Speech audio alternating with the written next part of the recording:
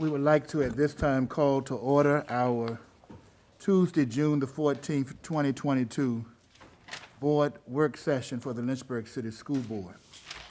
And as I call this meeting to order tonight, it often comes to me that this horseshoe and the 9 individuals that are honored to sit around to be a part of what the Virginia Constitution and state code gives to every locality, individuals who are responsible for the governance of their school division. And so when I did that little gavel, it's almost like we're calling family together. And on tonight, it is with that in mind that we want to approve our agenda. And one of the major parts of our agenda tonight is to recognize individuals who are retiring from this school board. And so I would like a motion to approve the agenda for the work session that has been featured on board docs. Is there such a motion? I move that we approve the agenda for the work session today. It's been moved by Dr. Carter, there's a second by Ms. Morrison. Any further questions or discussion? Hearing none, we're going to ask the clerk to please call the roll. School Board Member Mr. Charles? Yes. School Board Member Dr. Brennan? Yes. School Board Member Ms. Morrison? Yes. School Board Member Dr. Carter? Yes. School Board Member Dr. Coleman? Yes. School Board Member Dr. Sinha? Yes. School Board Member Mr. Harvey? Yes. Motion carries 7-0. Thank you. Thank you, Madam Clerk. This now moves us to Section C for school board presentations. And I'm very honored tonight that our Vice Chair, Dr. Sharon Carter, will assist me and each of us. This is a team effort, all of us together, appropriately pausing to acknowledge 3 outstanding citizens. Each in their own right have come to this board and offered amazing service to this city. And so the 3 individuals that we would like to recognize tonight, which is 1/3 of our board, Mr. Gary Harvey from District 2, Mrs. Susan Morrison from District 1, Dr. Michael Nillis from District 3. And so we're going to start with Mr. Gary Harvey. And so, Mr. Harvey, we have a resolution of commendation and appreciation.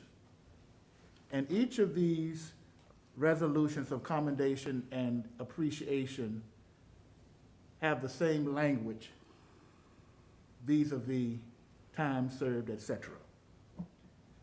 So, a resolution of commendation and appreciation to Mr. Gary Harvey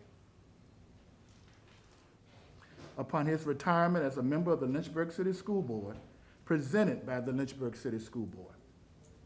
Mr. Gary Harvey, a champion crusader for public education in the city of Lynchburg, has worked diligently as a member of the Lynchburg City School Board for a total of 3 years.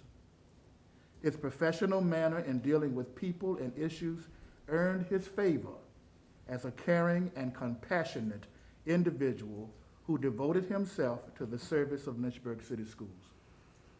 Mr. Gary Harvey has been an able spokesperson and supporter of educational causes. He has been encouraging to students and their families. Mr. Harvey, a parent himself, was knowledgeable of the challenges that many students, parents, teachers, and staff members encounter. Throughout his service, he was sensitive to the educational needs of all students and championed new and creative approaches to education. His questions and comments demonstrated a keen understanding of the topics being discussed. With this resolution, the Lynchburg City School Board pays tribute to Mr. Gary Harvey, a person of excellence and integrity, who by effort and by example made valuable and far-reaching contributions to public education in Lynchburg, Virginia. Whereas Mr. Harvey has keen insight and foresight were qualities of leadership that were appropriate to the needs of the Lynchburg City Schools during this period of change, challenge, and growth. And whereas Mr. Harvey consistently attended school events and programs, he participated on boards and committees as a representative of the school board, and he volunteered his time to help in all capacities throughout the school division, demonstrating his true support of Lynchburg City Schools and all students. And be it resolved that the Lynchburg City School Board of Lynchburg, Virginia takes pride in the excellent service that Mr. Gary Harvey rendered to the operation and successes of the public schools of this community. And be it resolved that the Lynchburg City School Board of Lynchburg, Virginia hereby affirms its appreciation to Mr. Gary Harvey for 3 years of devoted service to public education, during which he demonstrated courage and tenacity in the pursuit of educational excellence. His numerous contributions will affect generations to come. The Lynchburg City School Board wishes to commend Mr. Gary Harvey for the quality of leadership on behalf of the school division and its youth, and for the quality of his stewardship on behalf of the city of Lynchburg, Virginia. The Lynchburg City School Board, Chair James E. Coleman Jr., Superintendent Dr. Crystal Edwards.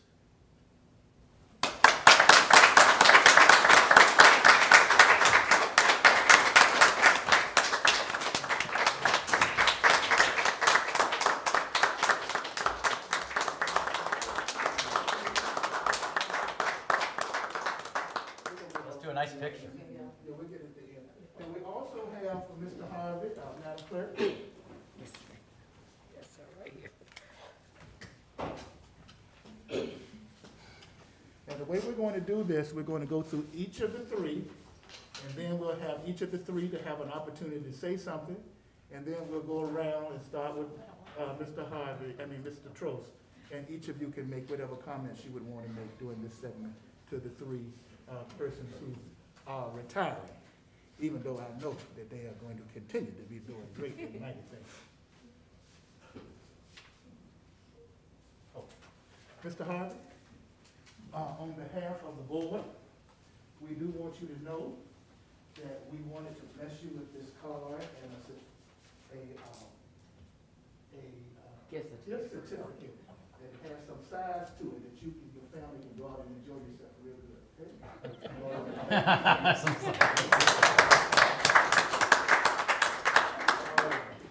Now we'll go to Vice Chair Carter, who will now share to Susan Morrison. A resolution of commendation and appreciation to Mrs. Susan D. Morrison upon her retirement as a member of the Lynchburg City School Board, presented by the Lynchburg City School Board. Mrs. Morrison, a champion crusader for public education in the Lynchburg City, has worked diligently as a member of the Lynchburg City School Board for a total of 6 years. Her professional manner in dealing with people and issues earned her favor as a caring and compassionate individual who devoted herself to the service of Lynchburg City Schools. Mrs. Morrison has been an able spokesperson and supporter of educational causes. She has been encouraging to students and their families. Mrs. Morrison, a parent herself and a grandparent, is knowledgeable of the challenges that many students, parents, teachers, staff, and co-workers encounter. Throughout her service, she was sensitive to the educational needs of all the students and championed new and creative approaches to education. Her questions and comments demonstrated a keen understanding of the topics being discussed. With this resolution, the Lynchburg City School Board pays tribute to Mrs. Morrison, a person of excellence and integrity, who by effort and by example made valuable and far-reaching contributions to public education in Lynchburg, Virginia. Whereas Mrs. Morrison served with distinction as a member of the Lynchburg City School Board for 6 years, including chair of the Lynchburg City School Board for 2 years. Whereas Mrs. Morrison's keen insight and foresight were qualities of leadership that were appropriate to the needs of Lynchburg City Schools during this period of change, challenge, and growth, and attacks. Whereas Mrs. Morrison's consistently attended school events and programs, she participated on boards and committees as a representative of the school board, and she volunteered her time to help in all capacities throughout the school division, demonstrating her true spirit and support of Lynchburg City Schools and all students. Be it resolved that the Lynchburg City School Board of Lynchburg, Virginia takes pride in the excellent service that Mrs. Morrison rendered to the operation and successes of the public schools of this community, and be it resolved that the Lynchburg City School Board of Lynchburg, Virginia hereby affirms its appreciation for Mrs. Morrison for 6 years of devoted service to public education, during which she demonstrated courage and tenacity in the pursuit of educational excellence. Her numerous contributions will affect generations to come. The Lynchburg City School Board wishes to commend Mrs. Morrison for the quality of leadership on the behalf of the school division and its youth, and for the quality of her stewardship on the behalf of the city of Lynchburg. Signed, Dr. James Coleman, Chair, and Dr. Crystal Edwards, Superintendent. And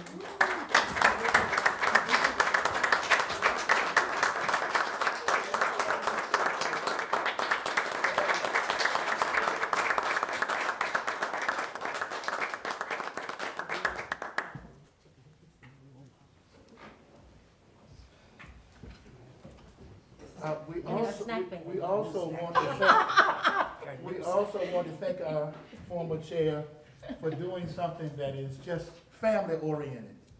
Every meeting, sometimes the meetings can be quite long, board members. Ms. Morrison provides us with some wonderful snacks, and we want to thank her and her family for that, and there's some today. We wanted you to have this to remember us for how we're making that possible. So some goodies in there. So that you can remember us. Thank you.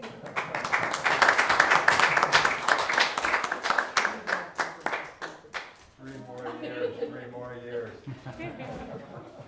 All right.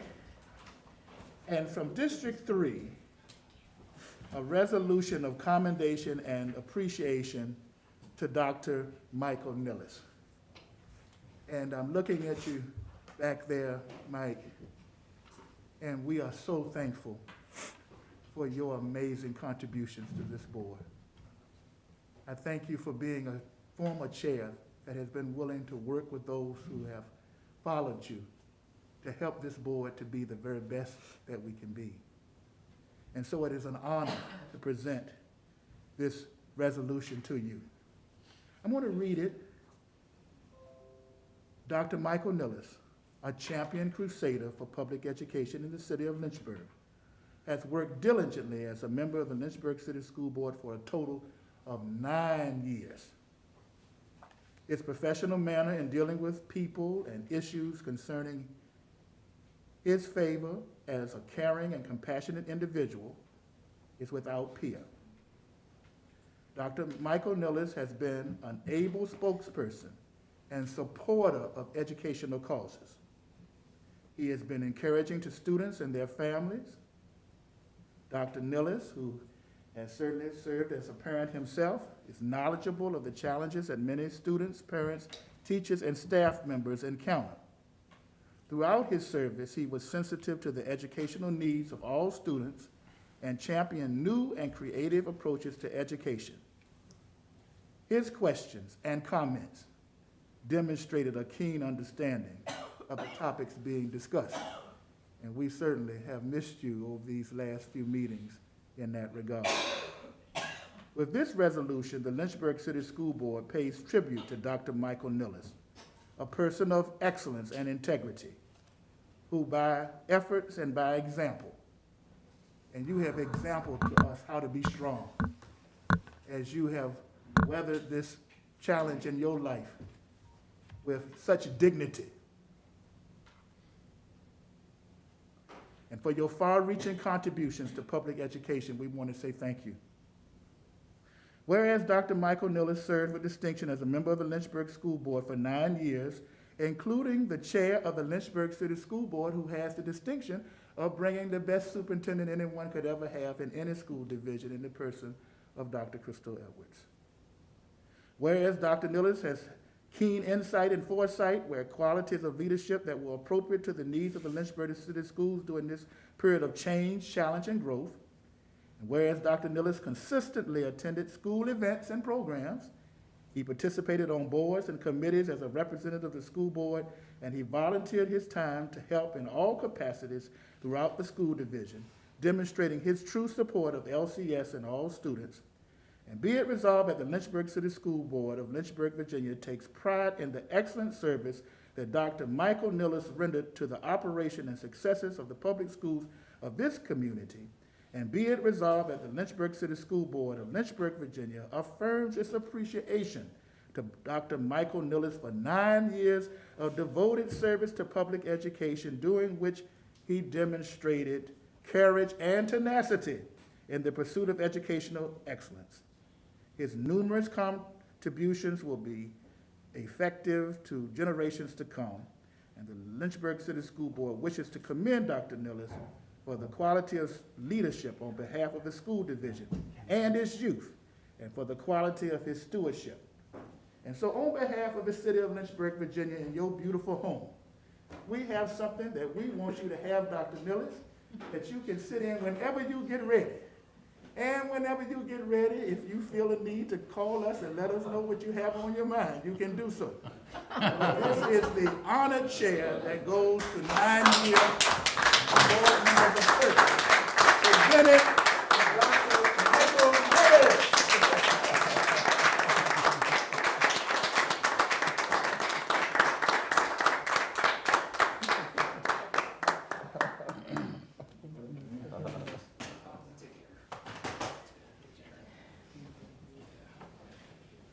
We're going to start with Dr. Nillis, and then Ms. Morrison, and then Mr. Harvey to give remarks at this time.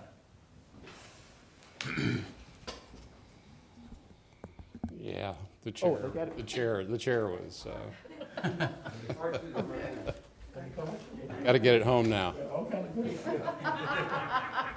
I'm gonna put this right over here for you, Mike. Thank you.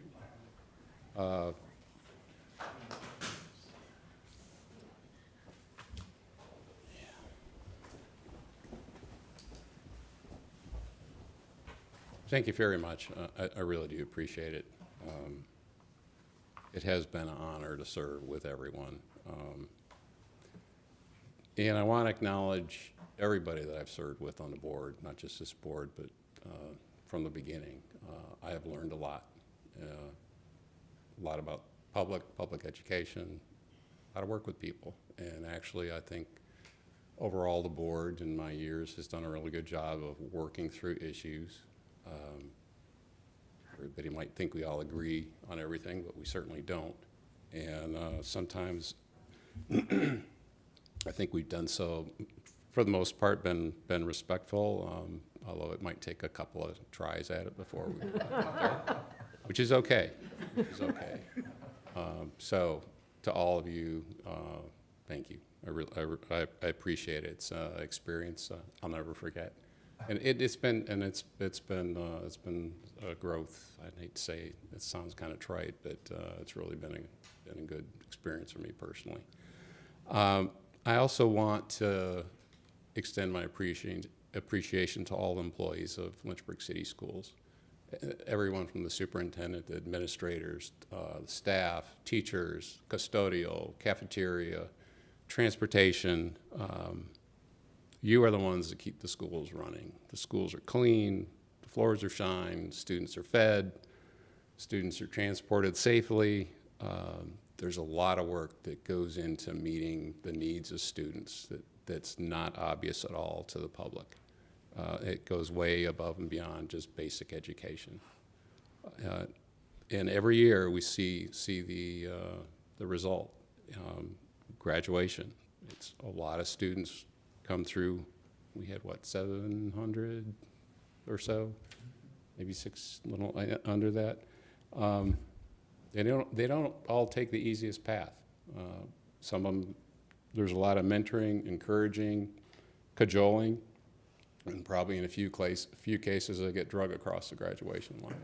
That's a credit to the staff of the city. So I want to acknowledge that, say that out loud, and say thank you.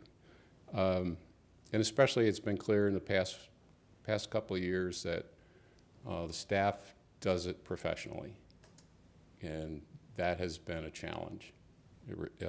And I want to say thank you to the staff to responding to parents and other folks that are engaged in issues with public education for maintaining your composure and being professionals. I had to say that because I don't think that's something as a board member on the inside that's really has become apparent, and that actually shows up. You become aware of that early on in your board tenure. That didn't take 9 years. And also I want to say thank you to members of City Council for reappointing me twice, for the confidence and trust in doing that, because public education is an awesome responsibility. Thank you all. I will miss you, and I will find other things to do. And when I first applied to the volunteer for the school board, one of the questions was, what's your motivation? You know, that takes a lot of time. And I was like, well, the kids are all gone. They're out of the home. I have some extra time. I'd like to take on some, quote, serious volunteering. And that was 9 years ago. So, Wow. anyway, thank you. Thank you.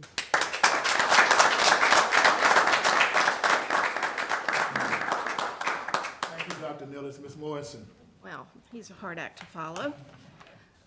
I want to say a thank you to all board members, past, present, and future. No one knows the amount of time or energy or commitment it takes to do this job, and I think we've done our very best.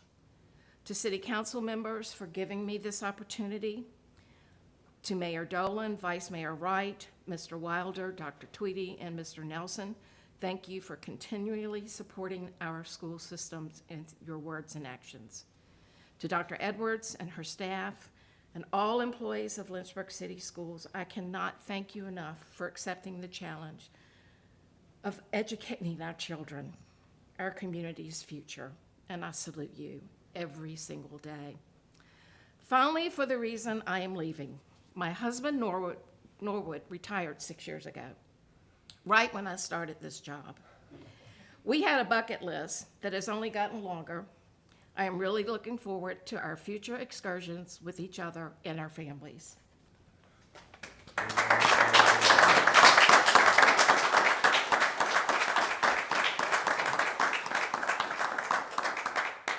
Thank you, Ms. Morrison. Mr. Harvey. Thank you, Mr. Chair. I'm certainly not going to be as eloquent as both of my fellow board members were, but I do also want to thank each one of you. It has been a pleasure and an honor to be able to serve with you, because I know deep down in each and every one of your hearts, you are looking out for our students. You're thinking about our students, you're thinking about our staff, and I appreciate that, and I've been honored to serve with you. I too would also like to thank City Council for putting that trust in me and allowing me to serve my community. Service to my community has always been something that I really appreciate the opportunity to be able to do, and I'm looking forward to other ways to be able to serve in the schools, continuing with Partners in Education, and one of my favorite things, lunch buddies. It sounds small, but you know, to be able to sit down with a young person for a couple hours and just be able to chat with them is such a positive thing and so uplifting. I know that the work that this board does is what supports them, and so I appreciate what each and every one of you bring to this board, and your talents and your skills and your dedication. Especially moving forward, we've been through some challenging times. Some of you will be continuing through some challenging times over the next few years until your terms have ended, so I wish you the best of luck. I also want to thank all of our staff, not just our teachers and our administrators, but all of our staff for being mentors to young people. I think that's one of the most positive things that anyone can ever do, is be a mentor to a young person, to be an example of what it means to be a good citizen. And when I have been in the schools, everyone I encounter has been friendly and has been a mentor to students. And to walk into a school and see young people just run up and hug a principal or a teacher or a custodian is just so powerful, because you know how much of an impact that person is making on the young people in our community, and that's such a positive thing. I appreciate all of the different schools who have invited me in for school plays and other activities, field days, et cetera. It's been a pleasure to be able to be in the school and with the students. So again, thank you all for what you have afforded me, the lessons that you have taught me. I've learned a lot of skills while serving on this board that I will continue to take with me into the future. And again, it's been an honor. Thank you.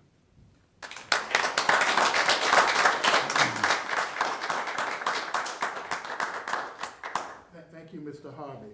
We're going to now start with Mr. Trost, and you can share whatever you'd like to share concerning any of the retirees, and we'll just go around until we get to the end. Very good. Well, as the rookie on the board, and we have, I start to wonder, did I chase these fine people away? Of course not. But Mike, Susan, and Gary, and I use your first names not out of lack of respect, but out of an expression of endearment. And my short time on this board has been my pleasure to get to learn you guys' expressions, to learn from you in terms of how to participate on the board and be a productive member on the board. Certainly I've spoken to you, each of you, about guidance and wisdom on different ideas and different topics. But above all, I've cherished the opportunity to get to know you each as friends and grow that friendship. And even though we part ways from this particular board, I certainly know that our friendships will continue to endear and grow. And I look forward to seeing you outside of this board, maybe breaking bread or sharing a coffee, and wish you all the best of success. And again, thank you for allowing me to serve with you on this board. And I promise I will continue to endeavor with the good work that you guys have already started and done for so many years. Thank you. Good, Randy. Excellent. Actually, I'm very excited to be able to make some comments to these wonderful board members. So I've written a few things, so I'll ask my colleagues to be patient with me, but I would like to make a couple of statements. One is to Susan. Like my colleagues, I want to recognize the many years of dedication and service that Susan Morrison's given to LCS students, staff, as a teacher, principal, a board member. And throughout my 5 years on the board, Susan's been such a tremendous mentor to me, that whether meeting face-to-face at her home in the pre-COVID era or communicating by phone calls or text messages over the past few years, Susan's been so generous in sharing her extensive knowledge of LCS schools, staff, and students. And as a board member and as chair for 2 years, Susan spent countless hours preparing for board meetings, providing leadership during board meetings, and occasionally cleaning up the mess made by certain board members, including me, after the board meeting. Her contribution to Lynchburg City School Task Force as board representative, as well as member of the Finance Committee, Discipline Committee meeting, and subcommittee on the board student representative position has been tremendous. And although none of these are more appreciated by all board members than the bags of goodies that she brought to every board meeting to nourish the body and soul of her colleagues on the school board. Most of all, Susan always displays her deep and sincere appreciation for the hard work of LCS staff members, as well as her unconditional dedication to the children in all schools. Although I'll miss Susan sitting next to me on the dais of the board, I'll look forward to seeing her supporting her grandson at EC Glass Theater Productions, visiting her daughter teaching LCS students, and cheering loudly for EC Glass teams, particularly when they're playing Heritage High School. Susan, thank you for your years of service to LCS, and thank you for being my mentor and my friend. Thank you. I appreciate it. And to Mike Nellis, Mike, when I joined the LCS board, I asked you why you decided to apply for a position on the board, which you kind of referred to. And you told me that you looked into volunteering at other nonprofits like the Daily Bread, but you decided to join the LCS board because you wanted to make a difference. And I think it's fair to say that you've accomplished that goal. During your 9 years as on the LCS board, you've accomplished so much, both as an individual board member as well as chair of the board. Not least of all, you led the board through the daunting task of the search for a new superintendent when Dr. Braban left, rather abruptly, which culminated in the successful recruitment of Dr. Edwards.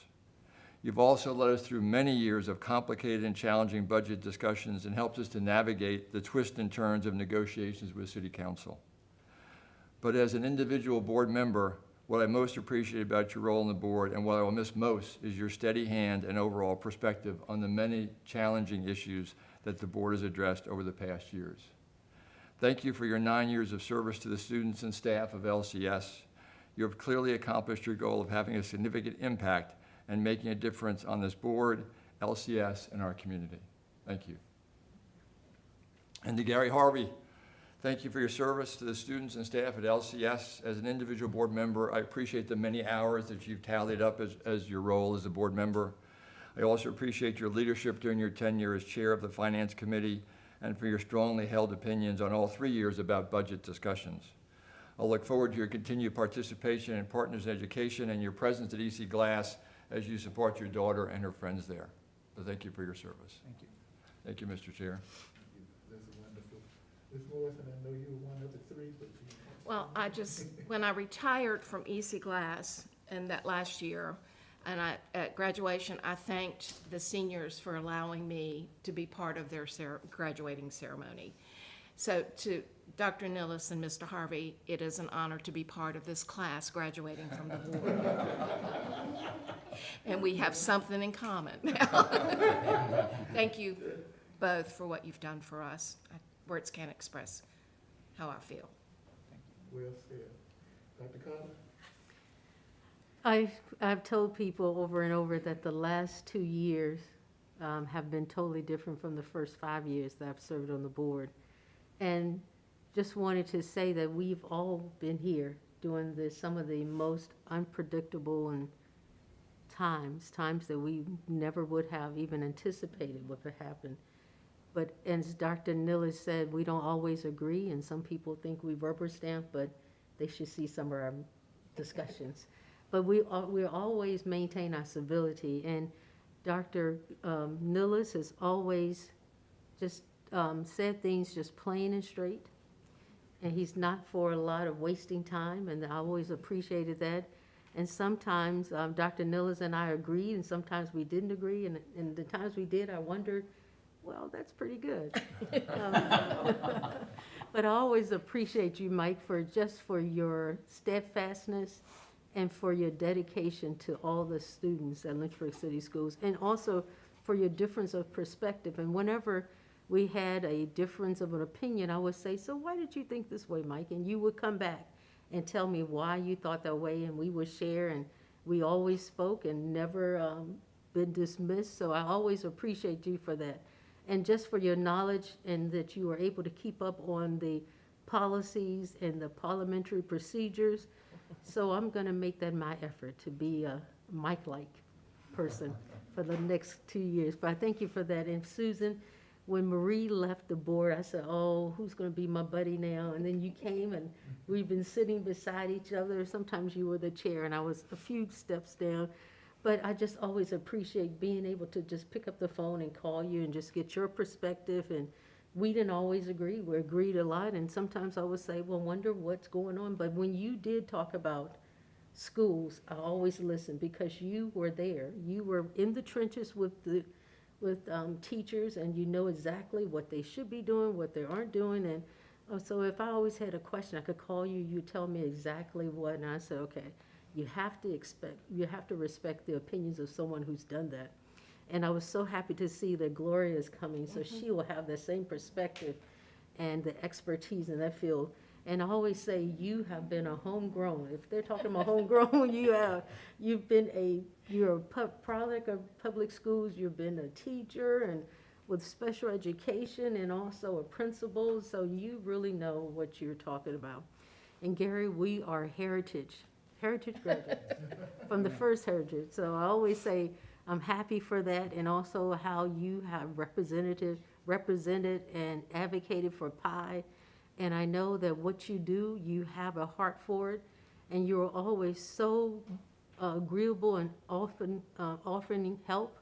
And if we needed a ride to a conference, you were always there, and just such a civil person. So just thank you for that, and we know you'll be around and to support us, and just remember this side of the field. I mean, just this side of how things are, and you can help advocate for us as we advocate for your areas. Thank you, Dr. Carter. I'm going to move beyond the superintendent, come back to the superintendent, but Dr. Sinha?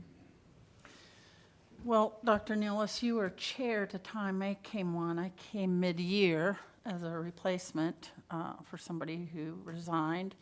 And you were very helpful and kind and just really guided me through those first preliminary months, which were kind of awkward because I didn't have the normal onboarding.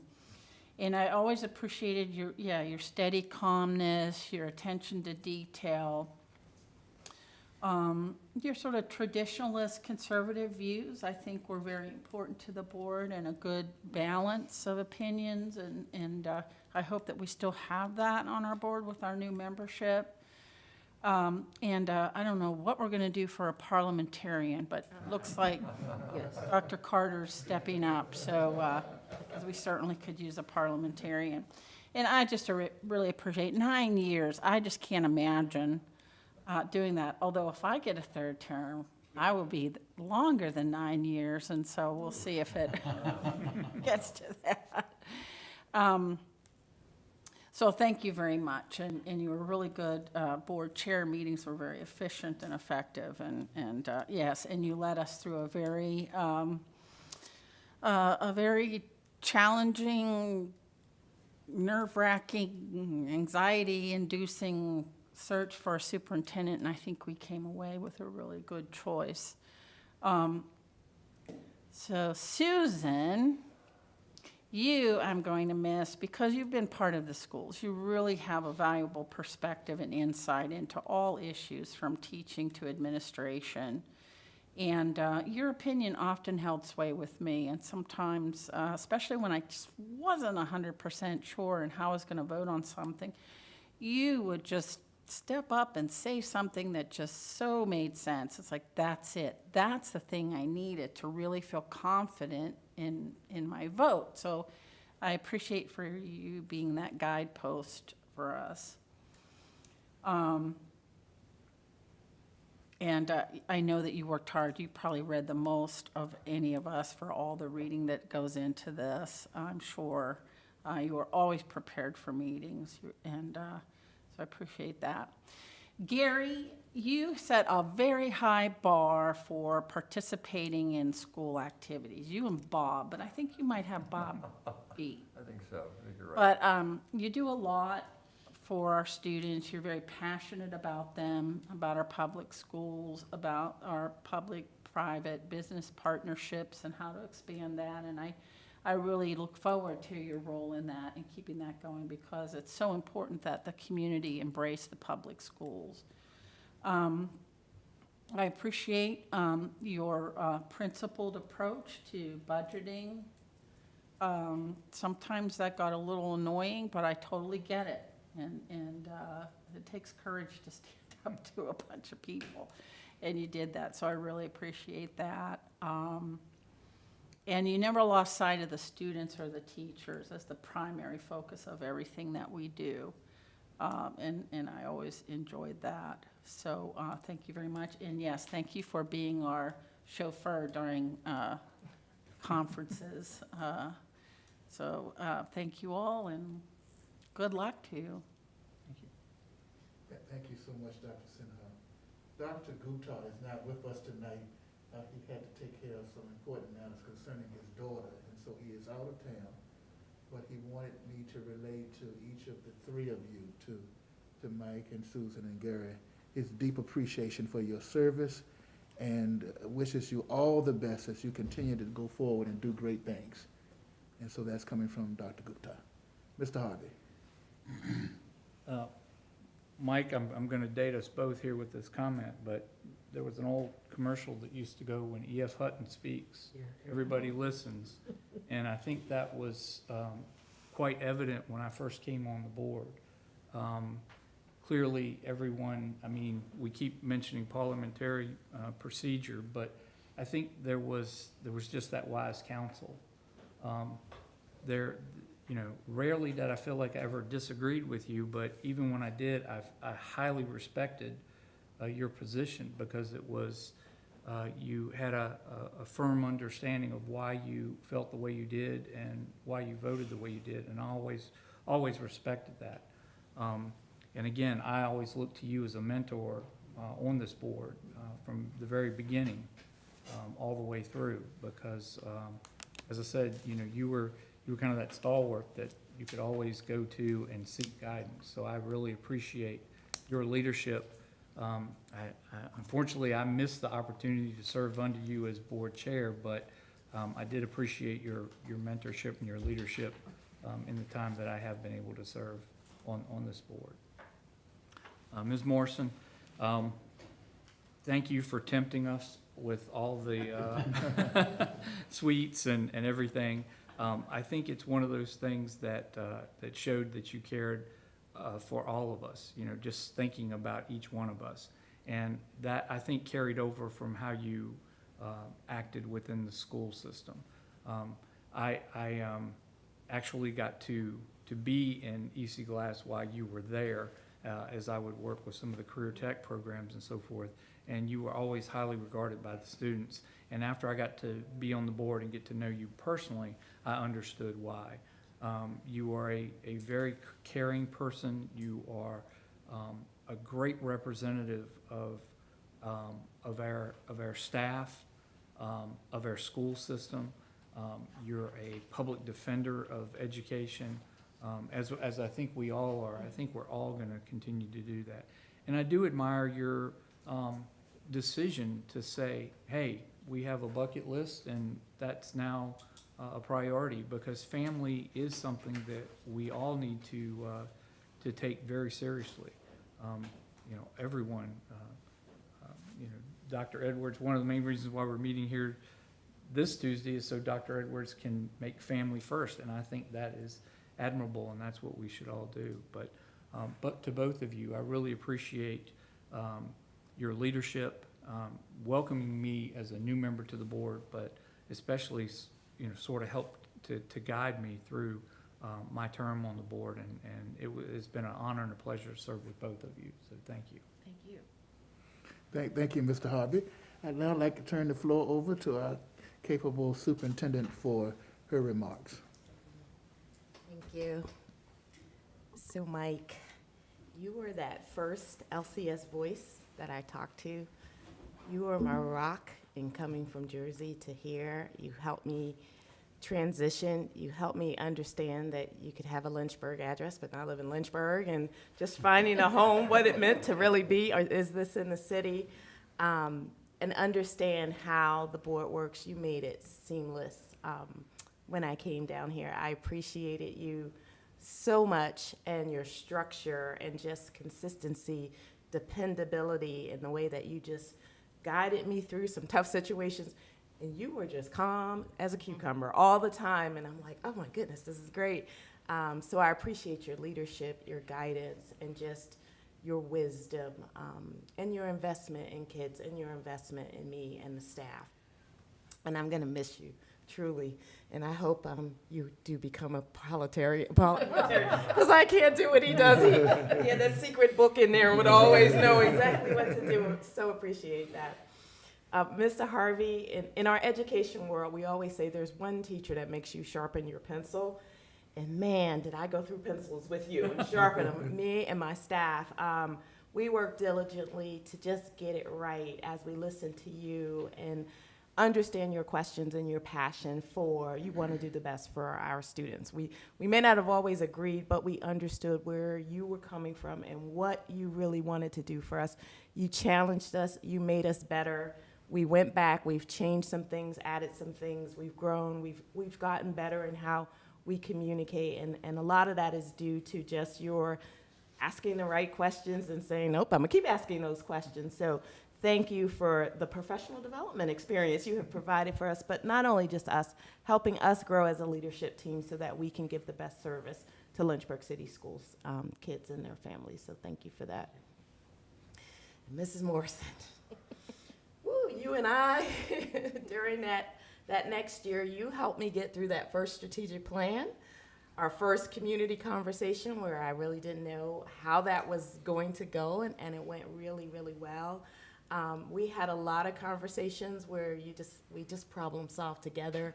And as Dr. Sinha said, you just have words of wisdom that just make you go, oh, of course, aha. And no matter what it was, I knew I could always pick up the phone and call you, even now. Day, night, thank you, Norwood and family, for allowing me to just call Susan. And we had a lot of wonderful chats.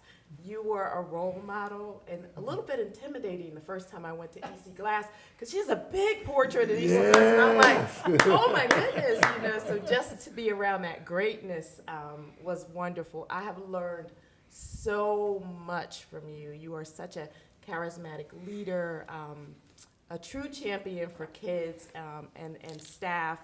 You hold us all accountable, but you know what's right, and you really, truly care. I, too, even though I was trying so good to be like, don't eat the candy, but when Susan came, I'm like, she wants me to eat the candy. So thank you for the Reese cups you saw me take, and like Dr. Coleman here, the ones that I hid on the floor that no one can see that we were eating. It is a sign that you just care about us, and just thank you for your camaraderie and your willingness to just say, I'm here, what do you need? And I know our entire staff feels that way about you too. Thank you. Thank you, Dr. Edwards, and that means a lot to hear from you. And Mr. Harvey, you're accurate. We wanted this to be an opportunity that the superintendent and all of us could be together. And so thank you, Dr. Edwards, for those comments to each of the board members. I would just like to say in closing, serving as the chair of a school board is a thankless job, and it's a very lonely job. And as I have had the opportunity to talk with other persons who serve as chairs in other school divisions, they often say they do not have the support that they would like to have from those who have previously served in that position that may be on the board. But Dr. Nilles, I want to look you straight in the eyes best I can, and Ms. Morrison. It is no way that I could have been able to do the little bit that I have done without your strong presence. Carefully, skillfully, with wisdom, imparting knowledge and direction and support. And I honor both of you for serving as the chair of the Lynchburg City School Board. And we are a master school division because of your successive leadership. And I honor both of you. And it will be my pleasure for the rest of my life to continue to be there for you all in any way that I can and your families.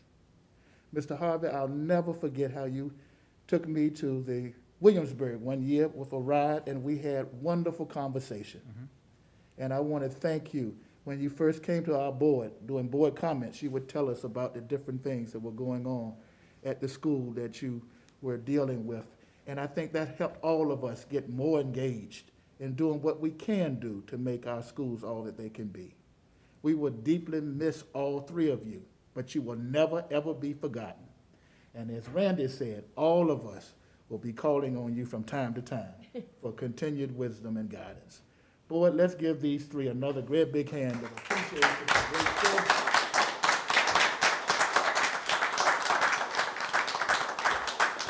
I also would like to thank our board clerk, Ms. Tina Day, is the best ever. She helped organize getting all of this together, making it possible. And I also want to acknowledge that, might probably get on me for saying this, but if you would like to make a contribution to Beacon of Hope, to be supportive of that outfit, and even do so in his name and his honor, you can do that. I plan on doing it, but I just, Dr. Nilles, I just cannot tell you how strong you have been during this situation. You're a strong man, and you have a beautiful family. Ms. Morrison, a beautiful family. Mr. Harvey, a beautiful family. And even though we got to move on to do the business of the board, we'll be talking about this for days to come. All right, thank you all very much. Thank you. At this time, we will now move to Section D of our meeting, which is a notice of closed meeting. And the superintendent recommends that the school board approve a motion to convene a closed meeting to discuss the following as permitted by the Virginia Code. Oh, wait a minute. Thank you, the vice chair is getting me straight. We're going to pause and ask the three to come in the horseshoe. We're going to take a picture with you, and we'll come back to what I just said. That's very important. Let's do that now.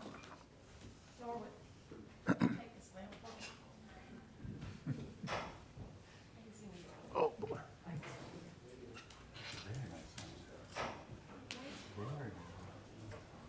Thank you. You're welcome.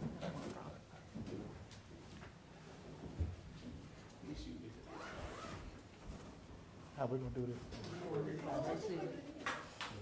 I'll go wherever you No, we want the three of you to be in the middle. Inside. We're gonna be in this? Always Yeah, direct me.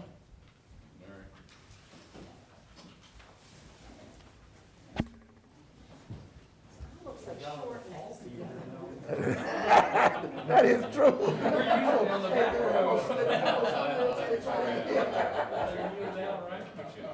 that I look. We all got squeezed in a little space behind Susan. That's good. Can you see, can they see you? You good? Pull that chair back into Okay. slide in right there. Are you taking your mask off for this? Okay. Would you say, hold your breath? Everybody right here? Just one moment. Okay. Do you want Yeah, I'm gonna hold my breath. to? Okay. And 1, 2, 3.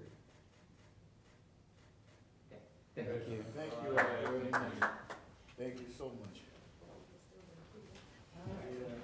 That took a little long. You are. I know it. Worth every minute. Absolutely. Yes. Thank you All for right. being here, Mike. Yes, indeed. Thank you. Yes, Dr. nice to Taylor. see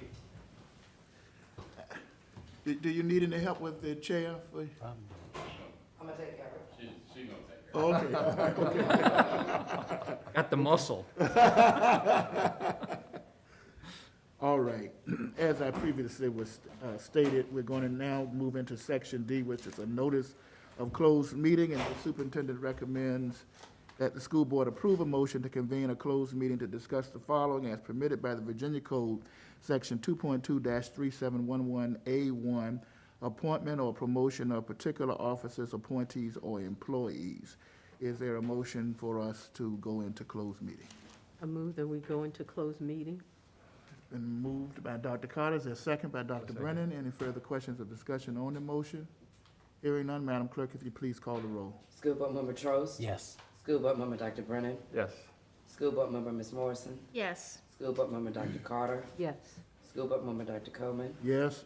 School Board Member Dr. Sinhai? Yes. School Board Member Mr. Harvey? Yes. Motion carries 7-0. Thank you all. We will go to room 206. No, we're gonna go into the finance conference room. Someone sees it, tell them. Okay, we're going to the finance.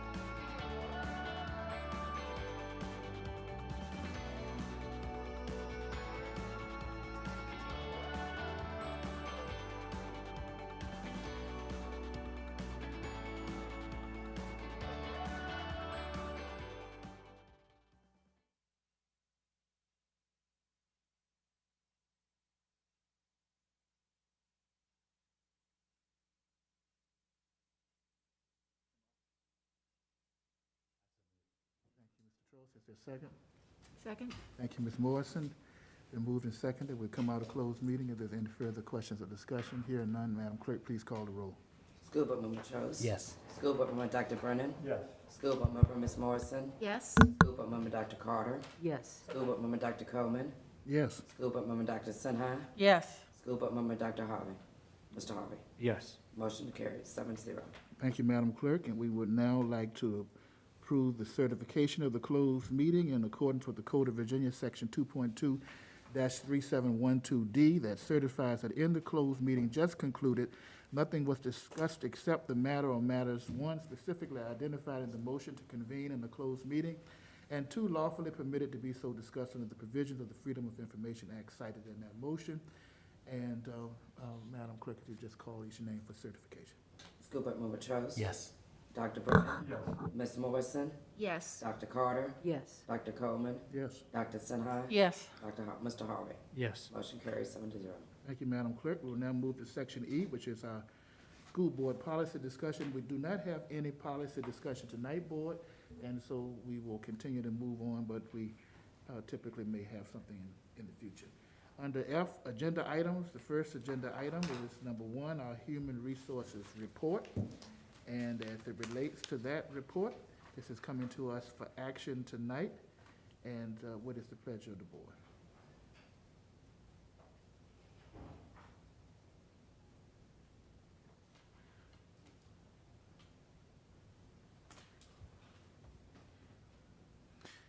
Yeah, consent?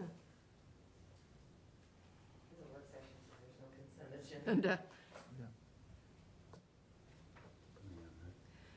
So You- we're looking for action. do you need a motion to approve the? Yes, we do. I so move that we approve the Human Resources Report. Second. All right, thank you, Ms. Morrison, for making the motion, seconded by Dr. Carter, that we are dealing with Human Resources Report 1 now at this time. Any further questions or discussion? All those, Madam Clerk, please call the roll.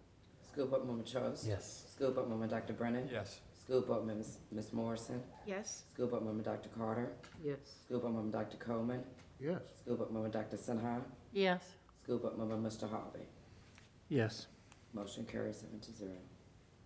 Thank you, Madam Clerk. We will now move to F2, which is the Human Resource Report Addendum, which is again requiring us for action around what has been presented to us. Is there a motion to approve the Human Resource Report Addendum? I so move. A second? Who made the motion? I do. That's Mr. Trost. Charles made the motion, seconded by Dr. Brennan. Any further questions or discussion on it? No. And Madam Clerk, please call the roll. School Board Member Mr. Chose. Yes. School Board Member Dr. Brennan. Yes. School Board Member Ms. Morrison. Yes. School Board Member Dr. Carter. Yes. School Board Member Dr. Coleman. Yes? School Board Member Dr. Sinha. Yes. School Board Member Mr. Harvey. Yes. Motion carries 7-0. Dr. Edwards? That last school board agenda addendum for the Human Resources Report, you will probably have to refresh your agenda if you are looking at it for it to actually pop up. But it is the approval of the Paramount Elementary School principal, and we are happy to announce that the new principal for Paramount is Miss Dominique Foster, who is currently, has been with us since 2018 as a student services supervisor. She works with the guidance and student services behaviors, and she has chosen to take the path of leadership at the building level. We are really excited for her new journey to be the Paramount principal and look forward to the great things that she is going to do for the students, the staff, and the families there. It is a bittersweet appointment because as we support her leadership journey in this new adventure, we also find ourselves with the challenge of replacing her. So we will be posting her position and looking for a new supervisor of student services. So congratulations to Ms. Foster. Thank you, Dr. Edwards, for that, and certainly we're looking forward to Ms. Foster moving forward in that capacity and continued growth and development within our school division. Thank you very much. We will now move to F3, which is the year-end academic review, and Dr. Edwards is going to bring the few on to help us to appreciate this very important data around academic and student growth. Absolutely. So several times throughout the school year, the Ms. Pugh and the instructional services team have done a summary overview of all of the academic data in the various buildings and throughout the school division. So this is the year-end review that she is going to present to us tonight. Ms. Pugh. Thank you, Dr. Edwards and School Board. I did put in front of you an updated copy. I did receive today some additional information on SOL data, so I wanted you to have that. It is also in the presentation, which is linked in the in board docs on the agenda. Again, I am here to present some year-end academic data. Next slide. And Ms. Pugh, Yes. I've gone through the documents that were on board doc and highlighted them. Can you just quickly tell me what is updated so I can know? Yes, sir, I can. Thank you. If you will look on page, it is the third page. It has Math SOL, which compares spring 2021 to spring 2022, Okay, and then the reading SOL. So those are the only two new pieces of Okay. information. thank you so much. You're very welcome. Thank you. So tonight, we're going to cover the standards of learning, SOL, for reading and math. Also, in grades 3 through 8, also algebra, at the end of course algebra and end of course reading. We're also going to take a look at the spring PALS assessment. And again, that is an early reading and literacy assessment that is required by the state of Virginia, and that's given to students in kindergarten through 3rd grade. We're also going to review some IXL data, which we've looked at throughout the year, and that is reading and math. In reading, that is given to students in 2nd through 12th, and in math, 2nd through Algebra 1. And again, this is our progress monitoring assessment. So students participate in this throughout the year. Several times throughout the year, I think there's six or seven times where they have a diagnostic pinpoint, which really gets to their growth as an individual student. So we're going to take a look at that. And then our last measure is the Hmh and Growth Measure, and that's what goes along with our reading implementation at the secondary level in grades 6 through 12. Next slide. So we're going to start with the standards of learning. And you can move on to the next slide. I did want to just call your attention. So the information that you have in front of you for SOLs is the preliminary data. The finalized data will be released later in the summer or early fall. And as we have that, if any of the information changes, we will certainly make sure that to update you, and that may be part of our beginning of the year presentation for academic review. Also wanted to call to your attention that the SOL assessment was a little different this year. And if you'll recall, we didn't review SOL data in the middle of the year when I gave a presentation in February, because there was a fall assessment, which was a growth assessment. This is the first time that students in grades 3 through 8 for both reading and math have taken this new assessment. It is a shorter version of the SOL test, and it measures growth during the school year.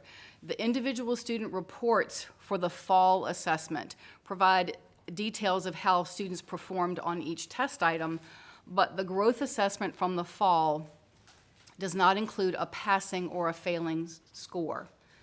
The spring assessment was the regularly scheduled assessment that SOL Standards of Learning test that our students have always taken. It is the lengthy test. It was not a shortened version. And it does not measure growth, but it measures passing and failing. So what is different is that for the first time this year, and I will certainly repeat that if there are questions, for the first time this year, because we measured growth from the fall to the spring, in determining passing rates, a student could show growth from the spring 21 SOL test or growth from the fall 21 SOL test to spring. And if they showed enough growth, even if they did not get a passing score on the SOL, if they showed enough growth, then they were considered passing. So we have students, and I'll go through this in this chart, we have students who did not pass, and they did not make enough growth to pass. So if you'll look at and this is on the presentation, but it's also the first chart on your handout. So if we look at, this is for math, 3rd through 5th. If we look at 3rd grade, 17.57% of third grade students across the division did not pass the SOL test in math. They did not take a spring SOL test because SOLs were not given in 2nd grade.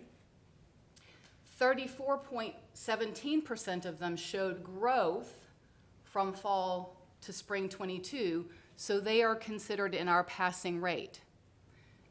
41.5% were proficient with a passing score in math in 3rd grade, and 6.76 were advanced with a passing score. So if you take the 34.17, the 41.51, the 6.76, that equates to the 82.44% who passed the SOL test.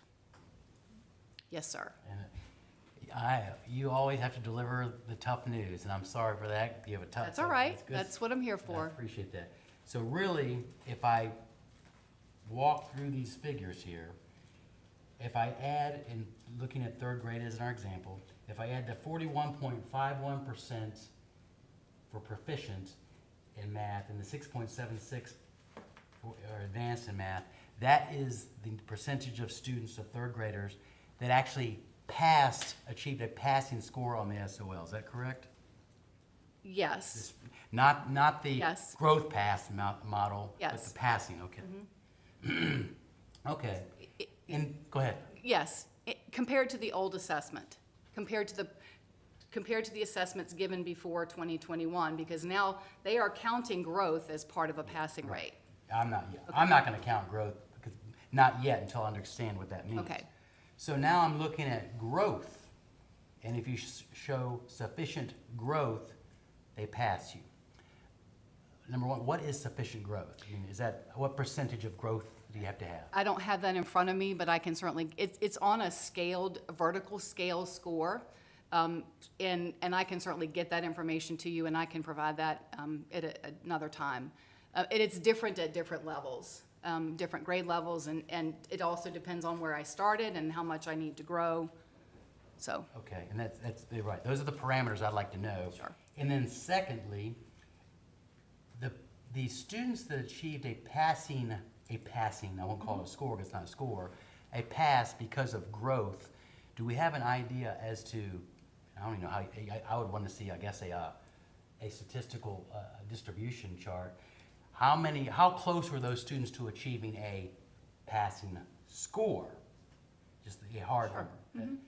Do we have that data? I don't have that in front of me, and I will say that we are still working on a lot of this data, so as we dig through, and we do have an education data analyst who's been working with this, on this data, along with our assessment coordinator for the division. So the two of them have been working on this, and this data is still coming in, and so they are working on it. I don't have that for you now, but as we get more data over the summer, I will certainly share that with you, and once we have that, I can show you, on that, how many students are this close or not close at all.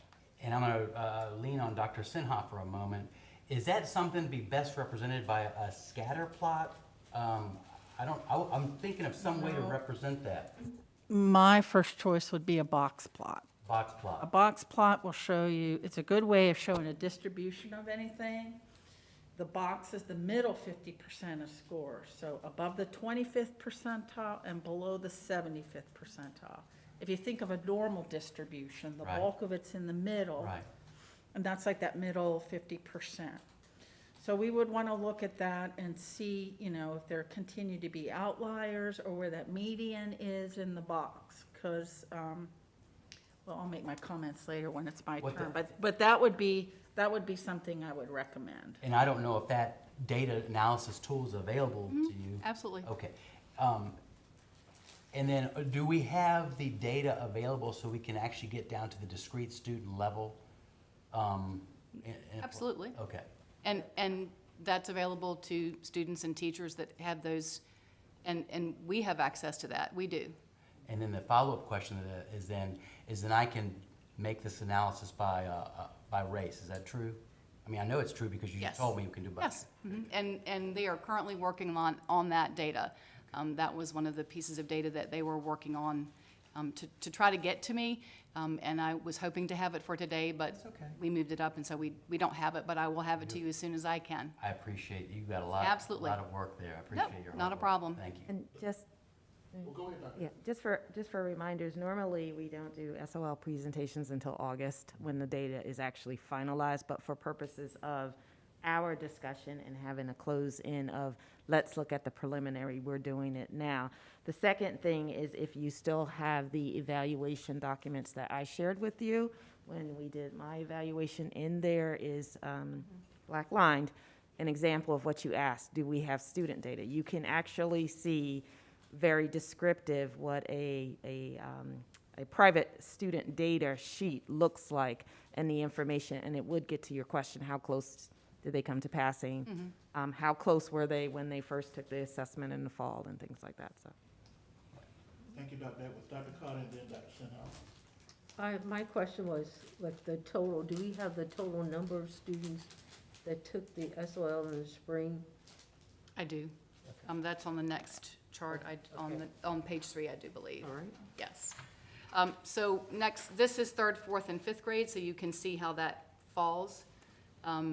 Again, there are some students, a small number of students in 4th and 5th grade who did have growth from spring to spring, and then a more significant number who had growth from fall to the spring of from fall of 21 to spring of 22, and those are, again, calculated in that passing score. Next. Wait a minute, Dr. Sinha, did you want to make a comment? Yeah. I think it's great that, so the growth component, that's a decision of the Virginia DOE, correct? Yes, ma'am. And I suspect that for the growth, you know, how much growth is real growth? It's based on some kind of statistical analysis and so many standard deviations and all that stuff. I hope that that's what they did. And those would widen as you get lower in that score distribution, and that's why I would think, based on what you said, like the lower you scored in fall 21, the more growth you would have to demonstrate. I would think, yes. Yeah, because there's a lot of room to go up when you're down. But what worries me about that is it kind of gives a false sense of success on the part of the school. And I realize success on the SOL, not success of the school or the teachers or the students. I've really come to hate the SOLs. I'll be on record as saying that. Because these are going to, I think, amount to a pretty sizable number. So it will be important to look at those distributions and identify those kids and maybe take a deep dive into whatever diagnostic testing had been done. Because then, you know, they get carried over into the next year and they're still behind. And so, again, I'm a little troubled by this. So, yeah, I would really like to see those distributions, how close they came, and what the plan of attack is for those who were just marginally off but had significant growth, and those who kind of further down, so that I think they have the potential to get at grade level if we really work with those students, and hopefully we have the means and human capital available to do those things. So the no pass were people that just didn't pass the spring one, right? That first Yes. column? Right, okay. Yes. So previously, before this year, and again, the change in the SOL is in relationship to legislation that was passed in 2021. That's House Bill 2027 and Senate Bill 1357 that required a new assessment. For this year, it was just the fall, and then the regular assessment in the spring.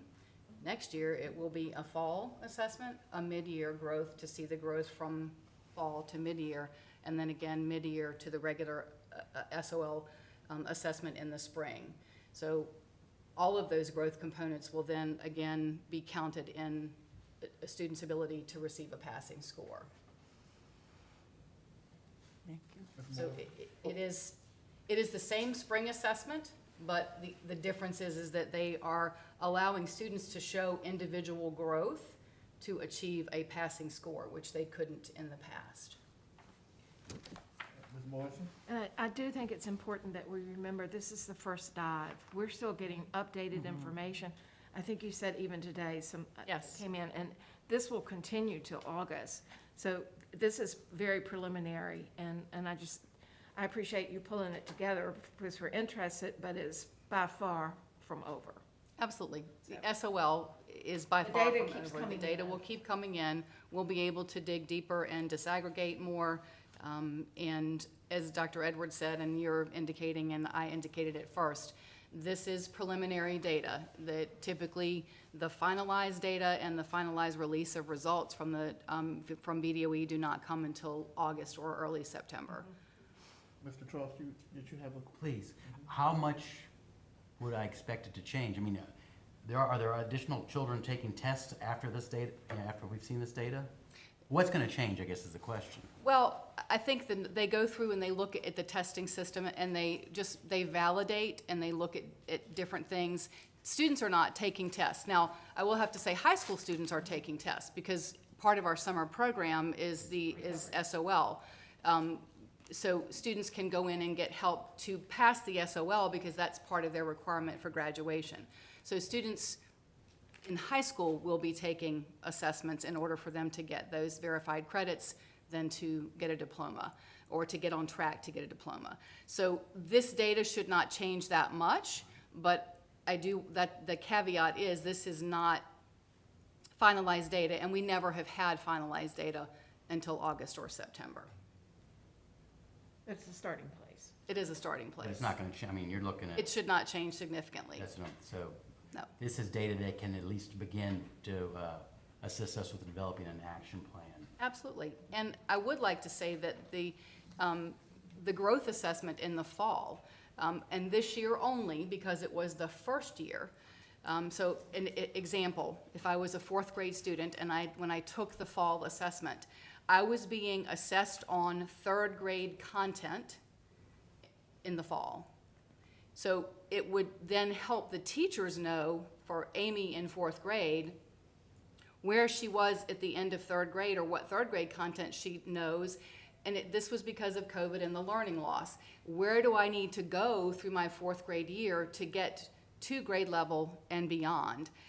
So the next year in the fall of fourth grade, I would be taking it will be a fourth grade content. But so this year, that information was used by our teachers because they got individual item analysis for every single student by standard to see what they needed to work on with their students. So they used that information in individualizing some of their instruction for small groups, for whole group, for remediation. So I would like to say that our teachers have already begun to use the data. They started in the fall to inform their instruction. But absolutely, this data will inform our action moving forward. All right, Ms. Pugh, you can continue. All right. Next, and again, I'm not going to stop on each one of these. This is 6th, 7th, and 8th. Again, the same formula applies. Next slide. This is the algebra, and of course, the algebra that's given in high school. And again, there is no growth here. This is the standard SOL. So those two, they're either no pass or passing with proficient or advanced. Next slide. This is the same information, but with reading. And this again is 6. Stop here, and this is the end of course for reading at the high school level. So any questions about the math or reading for the SOL? Yes. Yes, sir. We go turn please to page 5, SOL Growth Assessment Math 6 through 8. Oh, of the presentation, yes, sir. Thank you. Can you go back? Thank you. Yes, So, in order to get the pass-through score rate of the 7th graders in math, I add the proficient and advanced percentages? the total pass, No, pass-through score Actual only, pass. not pass-through growth. pass-through, Score, pass-through only is proficient and advanced. okay, Yes, sir. all right. Okay, that's, I mean, Yes, that's that, all. you're exactly right. Ouch. Damn. Okay, Okay. thank you. Yep, you're welcome. You can move on. All right, no other questions on SOL. You move on to the next, please. So this is math, and with a comparison of spring 2021 and spring 2022 with the growth taken out, okay? So I asked them to take out the students that passed because of growth. So you see, this is for math, 3rd through Algebra 1. The 3rd column is passing for last spring, and the last column is passing for this spring. And again, that is not with growth included for the spring of '22. But you'll also note that there are different numbers of students tested. So someone asked me the number of students tested. Now, there are students who did not test, and they count for us. And I received that information at the very end of the day today, so it is not in your chart in the presentation or in your handout. But if you take those students who did not test, and they are a failing, they count as failing, then these numbers will go down just a little bit. So I will update you, I will work on that, and I will give those updates to you. I can ask Dr. Edwards or Ms. Day to send them to you. So I just want to let you know that this, while both of these numbers include only the number of students who tested, they do not include the number of students who were in our schools and did not test, and they count against us. And why would, do you have any examples for me as to why they wouldn't test, absent, sick? I mean, is it? Could be absent, it could be a parent has opted out of testing. There are not many reasons why students don't test. They're very limited, but it's either parent opt out, their parents don't want them to test. Some students, it might be special education, but in those cases, they take an alternative assessment. Typically, they are absent, and then they don't have an opportunity to make it up at some point. Follow up, why are we mandated to include them in our scores? Yes, sir. That is not, we don't have any control over that. And again, as Dr. Sinha said, the students in the growth, this is a mandated assessment from the Department of Education, and we have to follow their guidelines. When you have that data, can you just give me a percentage of it? So I want to know, in my own mind, I want to be able to wait out, or at least opt out mentally, the people that were I call it being penalized because they weren't tested. I mean, the numbers are already ugly enough. I don't want to have them uglier because of some reason it really is potentially beyond our control in terms of testing. Sure. So I have it in front of me. So if you look at the math SOL comparison chart, Right, in 3rd grade, right. there were, in spring of 2021, there were 495 tested. There were 71 non-tested, okay? So 33.22% is the total. And then the percentage of students that tested actually this one went up, is 37.98. So I will give this to you, but they're not very significant Okay, well, in terms of that's more important. differences. Okay. Thank you. unless the numbers are like 168 students didn't test.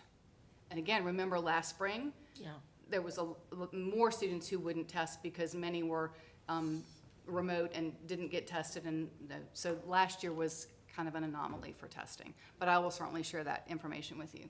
Ms. Morrison? Yes, So students who are enrolled in our virtual academy, do they take the SOL? absolutely, they do. Students who are in our alternative programs take the SOL. Students in our virtual academy took the SOL, and they are included in these numbers as well. Absolutely. Next slide. And again, this is the same information with reading. So you can see spring 21 to spring 22, the number by grade level percent passing. And again, for the spring 22, they took out, I asked them to take out the growth, the students with growth passing. So you're just seeing students who passed the assessment. Okay? Without the non-testing penalty. Yes, without the non-testing penalty, but I will give you that information. Dr. Carter? And I'm kind of seeing a pattern, except for the 7th grade, about the 6th graders. Yes, ma'am. Yeah, what's going on with them? Part of it, I believe, is transition from Oh, from the 5th grade to 6th grade. In 5th grade, I was in-person learning 2 days a week. Some students didn't come to in-person learning at all. They were remote the entire year. And now I've transitioned to 6th grade. I'm a middle schooler. It's a little bit more rigorous. I don't have the same teacher all day long. I have different teachers with different classes. So that is part of what we're seeing here. And just a reminder too, the work that was done for the evaluation was on 6th grade specifically, because we, using IXL early on, at least in that one particular school, recognized that 6th grade did not come in at 6th grade level or, close to 6th grade level, so. So will we see the similar thing for 9th graders, if we had that? I don't believe, well, 9th grade doesn't take an SOL. So you won't see that in the SOL data. In some instances in IXL data, you may see some of that, but typically our biggest concern was 6th grade, and then I believe it's in math was 8th grade, using IXL data.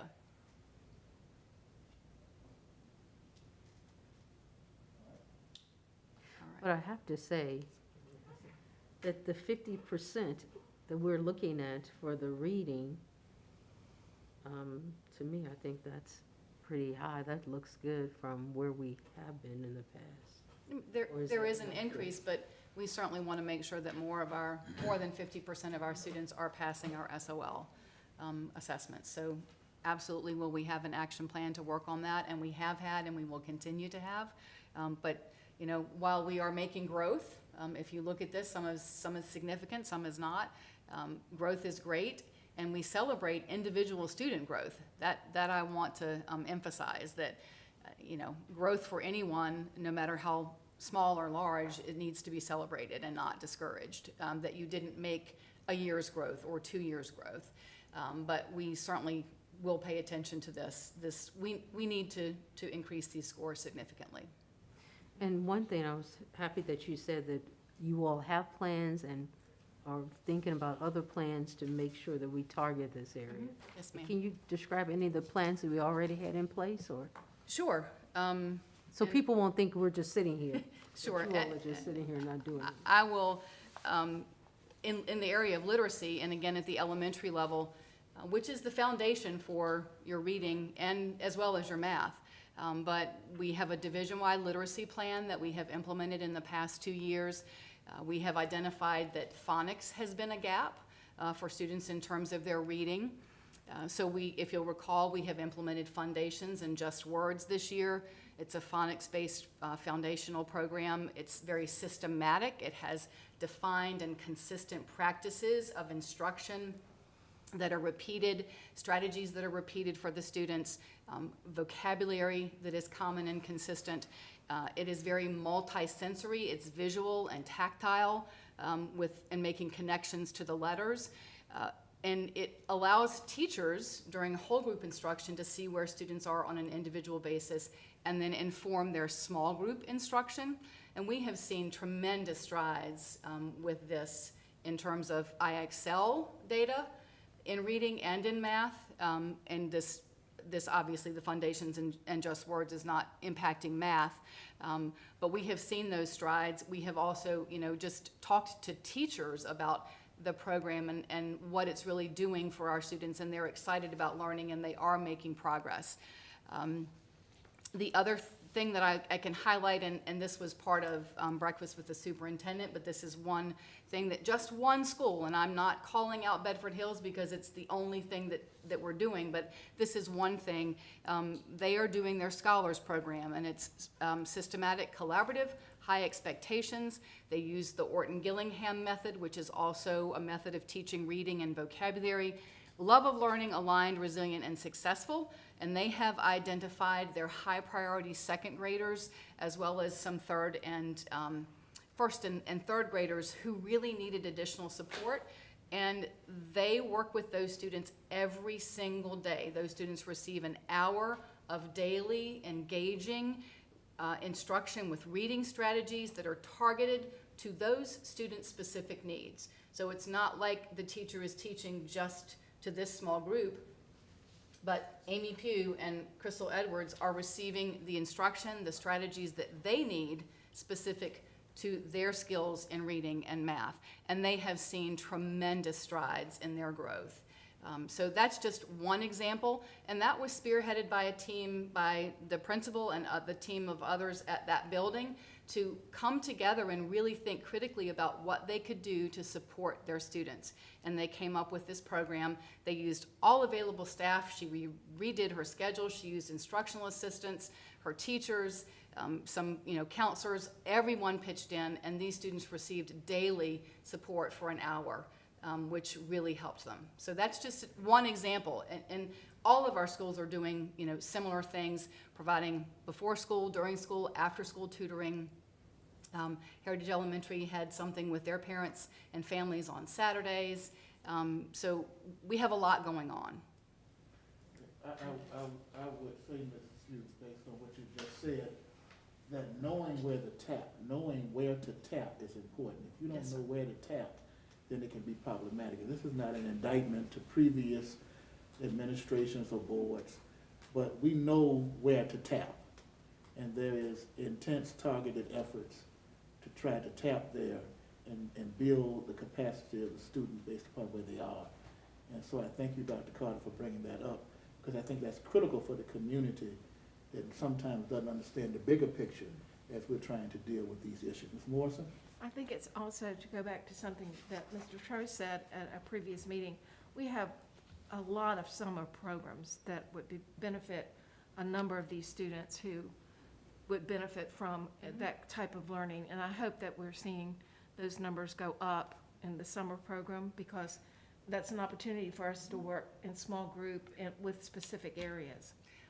I'm happy to report that last year we had about 1,270 students participate, and this year, currently right now, we have over 1,100 students enrolled in summer programming. So we are almost at the same number that we had last year. So we have made, and I cannot take credit for that. It is the teachers, the school staff, the principals, the counselors, reaching out to those families to encourage them to participate.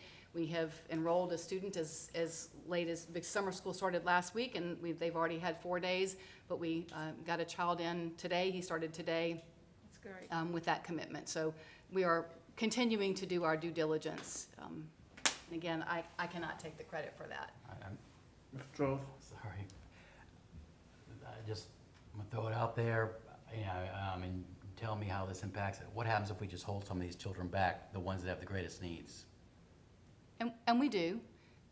We, last year, going from 2021 into 21-22, because of the significance of remote learning and some students only being in person, we really highly discouraged retention last year.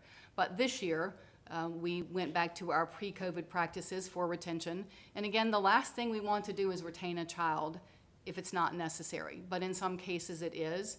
And so our curriculum and instruction supervisors worked closely with our building principals, the coaches, the reading specialists, the teachers, and the buildings then recommended students. They looked at each one. It was sort of, kind of a presentation. They reviewed the data, and then they made a list of retentions. Again, we try to make it small and very critical and necessary. Some of them are contingent on their progress in summer school, if they attend summer school. So we will review those.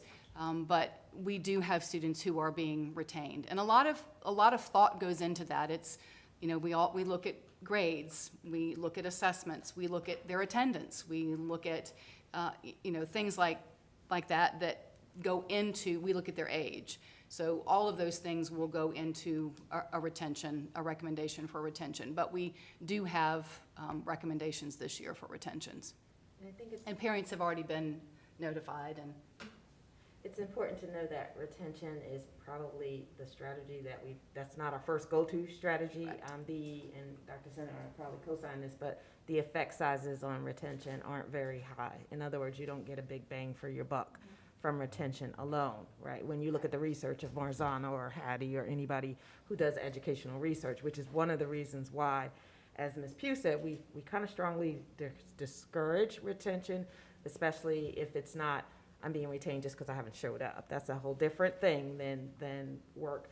Where you get the real bang for your buck is in instruction and really mapping instruction and feedback and involving kids in the learning versus just retention. So as she talked about some of the things that were done at Bedford Hills, some of the things that were done at the other schools, particularly this board supported having a reading specialist at the middle school level. And you figure, usually they say by, third grade, you should be able to read, and we don't typically have reading specialists, but we did put one at the middle school level to really focus on instructional strategies to help kids improve their reading fluency, comprehension, and in some cases decoding as well. And some of that at the middle school level with the sixth graders, we saw some of that in terms of looking in classrooms and seeing how are teachers teaching and what strategies are they teaching students so that when they're doing independent reading, which is a big part of our program, how can they use struggle strategies, I like to call them, so that they can keep reading instead of just stop reading.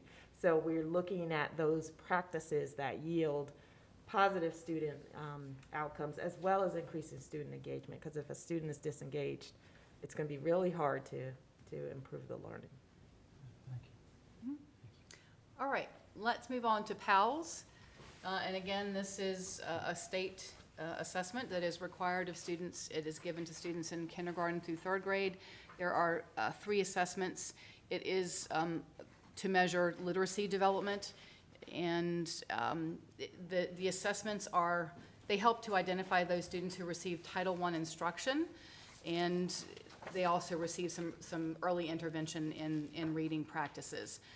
So again, you see here, this is our spring PALS data. So in kindergarten, there were 555 assessed. The number was identified as 94, and so that's 17% of kindergartners. And those are our rising first graders. So those 94 students, that's 17% of kindergarten, and this is across the division, will begin the year receiving Title I services. So we already know the students that need additional supports on day 1. So you can see those numbers K through 3. And then Very good. I also showed you the information compared Lynchburg City Schools compared to Virginia from 2016 to 2020. And again, this is spring. Can you go back? I just want to make sure there aren't any questions before we move on. Do we have, sorry, I'm trying to do the parliamentarian, follow the rules. Oh, clearly. Do we have any type of analysis or data on how effective pre-K 4, I guess, is for the kindergartners? We have 17% identified. I'd love to know, of those 17% identified, were they involved in any kind of pre-K programs? Don't have that on hand, but I know we can get that.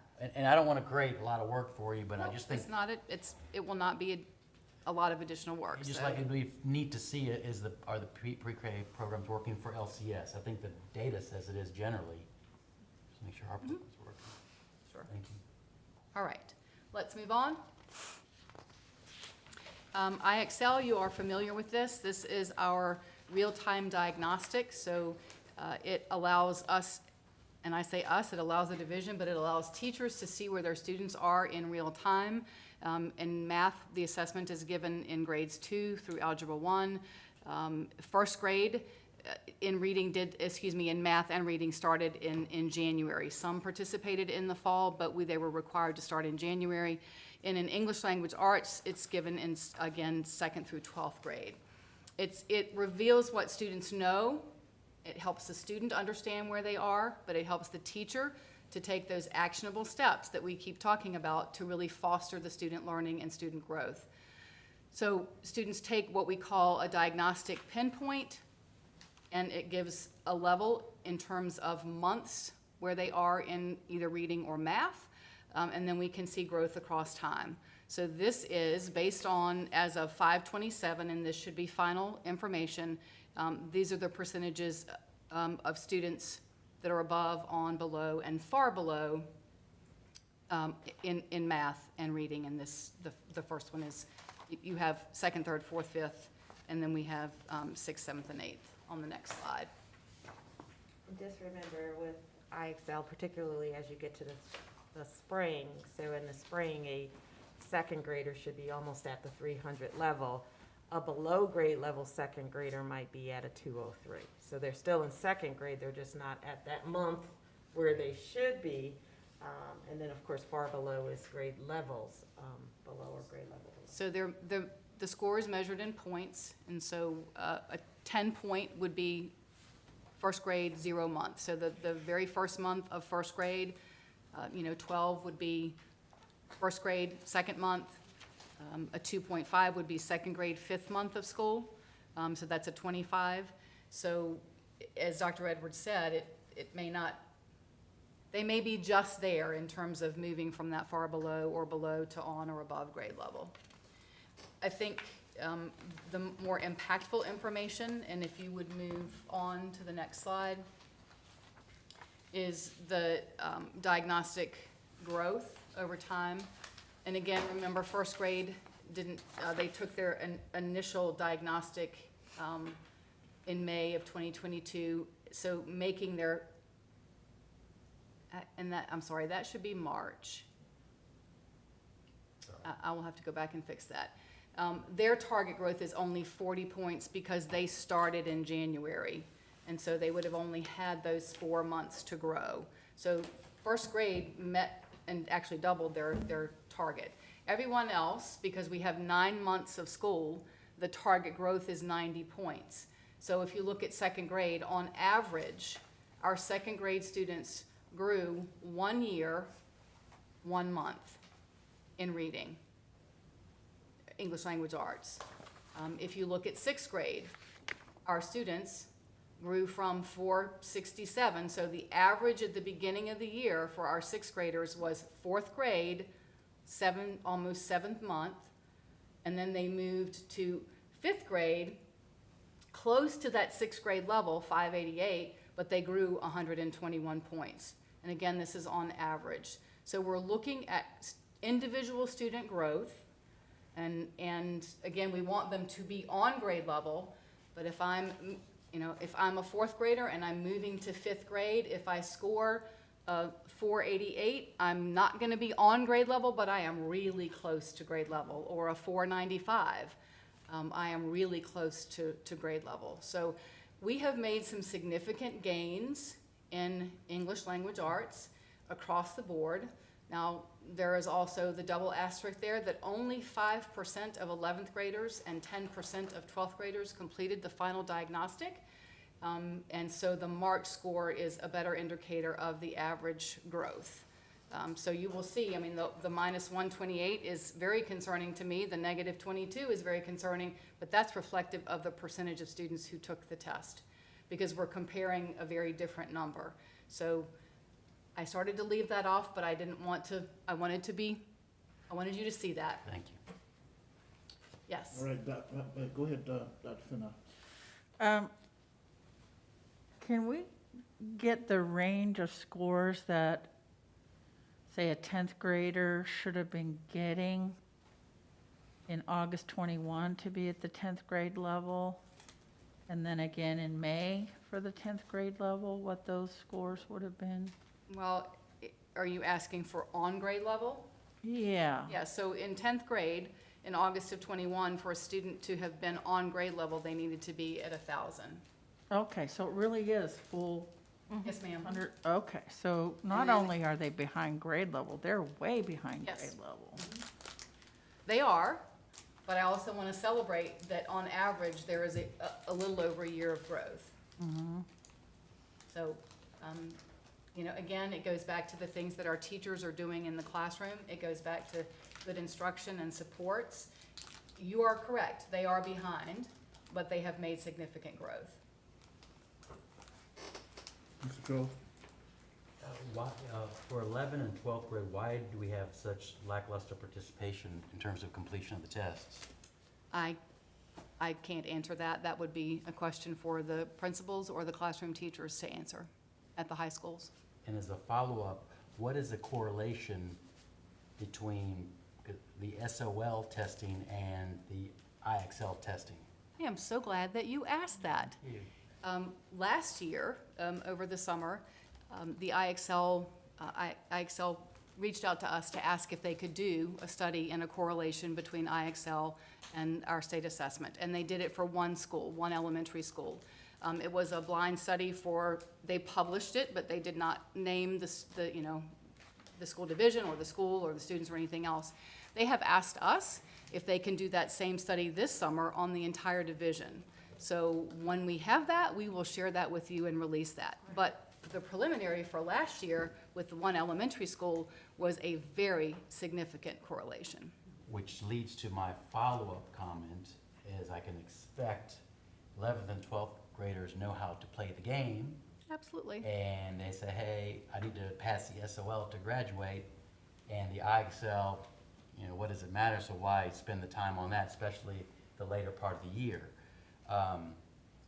So I'm hoping, once we get the results of the correlation study across the division, we may decide that, hey, we are doing too much testing, as Mr. Reed said, and I've had other teachers say, it'd be nice if we didn't have to do so much testing, we could take that time and put it into learning. I just hope And I would say we continually reflect on goals, because when I first came here, didn't have any testing. Right. That was consistent, and one of the questions this board asks is, how do we know from grade level to grade level where students are, what students are doing?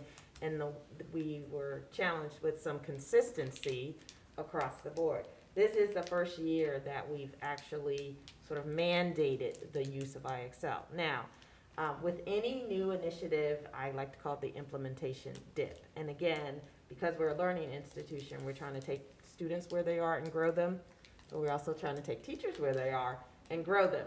IXL, and I showed you a little bit of this in my evaluation when we got down to the granular level. You can look at the teacher engagement. You could look at how much, in a classroom, how many questions or how much participation students are actually putting forth at that level. And then, of course, at a building level on the supervision side, if that's something that I, as a building principal, have built into my goals, which many of them did have that, and if you toured some of the buildings, you might have even seen certificates with students participating. I'm asking teachers about that. I'm asking whether or not you're doing maintenance Mondays, what are you doing on Tuesdays, how are you doing a diagnostic? I'm looking at which ones actually had the kids who could pinpoint and be targeted. Now, I will say, in a little tiny defense of the schools, when we did have some quarantine issues early on it was hard to pinpoint kids because they were in and out and about, so I'm hopeful that we've got that solved. It would be great to really look at significant correlation of IXL to SOL. Here's the educational challenge with any research that you do. The first year that you do it, well, they're not doing it, drop it.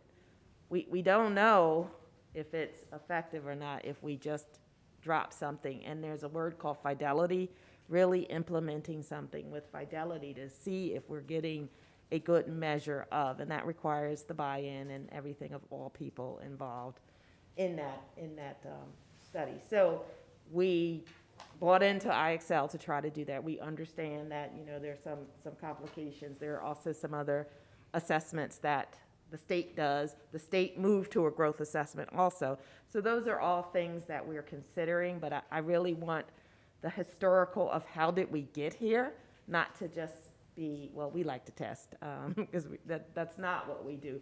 We want to be able to look at the second grader and in 5 years, look at the progress of that second grader and say, you know what, you were a 98 when you started, and now that you're in 7th grade, you're at 1,000. That's significant, and imagine the power of that on an individual student level if I'm the parent looking at that report. Those are the types of things that we originally were looking at IXL to do. Also, some of the staff talked about moving to student-led conferences where I can take my IXL progress and actually talk through it with my parent and my teacher myself. So there are some things that we're gonna do. We are definitely, Mr. Reed's words did not go on deaf ears. I mean, we both were over there and having conversations with him about the amount of time and then what's actually happened. And it's worth observing to see what are kids doing when they're doing IXL and how does that impact time and effort, so. And I'll just follow up. When I did my onboarding for the school board, I was introduced to the IXL, and I thought this is a fantastic program. But I've heard Mr. Reed, and I've heard other instructors at different levels, not necessarily the high school level, say, you know, we're testing so much, I don't have time to instruct. So I'm open to being educated, open to being flexible, and I hear you 100%. I just want to make sure we do what's best for the children, as we all do. Thank you. Dr. Carter and Dr. Sinha. And I also think some of it is the timing. A lot of the teachers have just gotten back in the classroom, and so it may have just been overwhelming to know that now there's something else to do. But my question goes more to the IXL real-time diagnostic. Yes, ma'am. So the 2nd grade, 3rd grade, and we go on to the 8th grade, those numbers. Are you on math or reading? Oh, yes, ma'am. So what does this mean about, so how many students am I looking at? If I just count across, that's what the total That's a number is? percentage. Okay. So 2nd grade, 8% or above based on the last diagnostic pinpoint. Is this all 2nd grade for math? Yes, all 2nd grade across the division. Okay. That's not a number, that's a percentage. That's a percentage, okay. And I can fix that. That is a percentage. Now, those don't add up to 100 because there are also some students who don't take the diagnostic, and so that would be included, and I did not include that there. Again, that could be for whatever reason. Diagnostic window is usually a week, and so if a student was absent or quarantined or whatever, so those percentages will not add up to 100 because not all students have taken that pinpoint at any given time. Do we know of any other schools in the Commonwealth that are using IXL that we could maybe collaborate with or find out how they're using it or what their experience is with how it maps to the SOLs? I will certainly reach out. They will be able to give me that information very quickly. I do think we're going to get the correlation, when that correlation study comes back. I think that will be, a telling story. But we can certainly reach out to other divisions that are using it. Other divisions use some different progress monitoring assessments. There are several out there. We chose to go with IXL, but I can certainly find that out. Especially users that have more experience with it to see how it's continued to work, what progress they've made. Just kind of a benchmark, I guess. I don't know. Okay. I think it's helpful to see what others are experiencing with it. So noted, I think that's Disagree. always good. All right. We'll move on to the last piece of data that we have, which is one more slide, which is the Hmh Growth Measure. And again, this is an adaptive reading assessment that provides data on students' reading levels and growth over time. So this is an additional growth measure of reading at the secondary level. You can move, thank you. So the table that you have in the presentation as well as your handout, those show the fall pre-assessment, the mid-year assessment in January, and then the May assessment, which is the end of the year. And it represents, again, those students based on that scaled cut score that are below on level and above grade level. And Hmh is Houghton Mifflin Hardcourt. It is the assessment that goes along with the reading instruction and program that they're using at the secondary level. I do want you to note, again, in May, please take a look at the number of students. So below where it says division or sixth grade N represents the number of students. I do want you to look at the decreasing number of students over time that took the assessment, and when you are alarmed at the numbers at 10th, 11th, and 12th grade, please look at the number of students that took the assessment. That's low. Yes, ma'am? These assessments do not count as grades. No, ma'am. And so part of what I found at secondary levels, that kids don't like to do things unless there's some kind of payout for it. And if they don't like to take things where there's not something like a grade that motivates them. And that could be one reason why some of these numbers are declining. Could be a factor. So, you know, there is some growth if you look at the division, across the division, but even, you know, in sixth grade, the number is lower. It's, you know, over 100 less students, 100 fewer students, but the above grade level in the fall in sixth grade was 5% and it's 17.2 in the spring, based on this assessment. And again, as educators, we would never use one piece of data in isolation. We always triangulate data, or if we have more, but at least triangulate 3 pieces of data to make an informed decision about a student or about instruction. So none of these would be used in isolation for individual instruction or programmatic instruction for our students. I would like to see the same table where it only includes the value, so it's not a complete picture, but it's only those people who took it at time 1 and time 2. Because this really isn't a valid comparison. For example, that grade 6 score could be just the better readers like taking the test. Yep. The ones who can't read, especially a test like this, aren't gonna take it. So if there's a bias towards smarter kids or higher achieving kids taking it at time 2, then you can't really put any much stock in that growth from 13 to 17. So you really need to have them, that set of students who took it at time 1 and time 2. Yes, And limit it to that and see what those things reveal. can certainly get that. Thank you. You're welcome. All right, that is the last of the information, and again, as we have additional information, and I took notes of the things that you have asked for and requested, and as we have them available, I will make sure that they are shared with you, and we will come back with finalized SOL information in the fall. Mr. Trout? Could you just, what is the overhead associated with conducting those, a test such as the Hmh testing, both manpower and financial, if you know?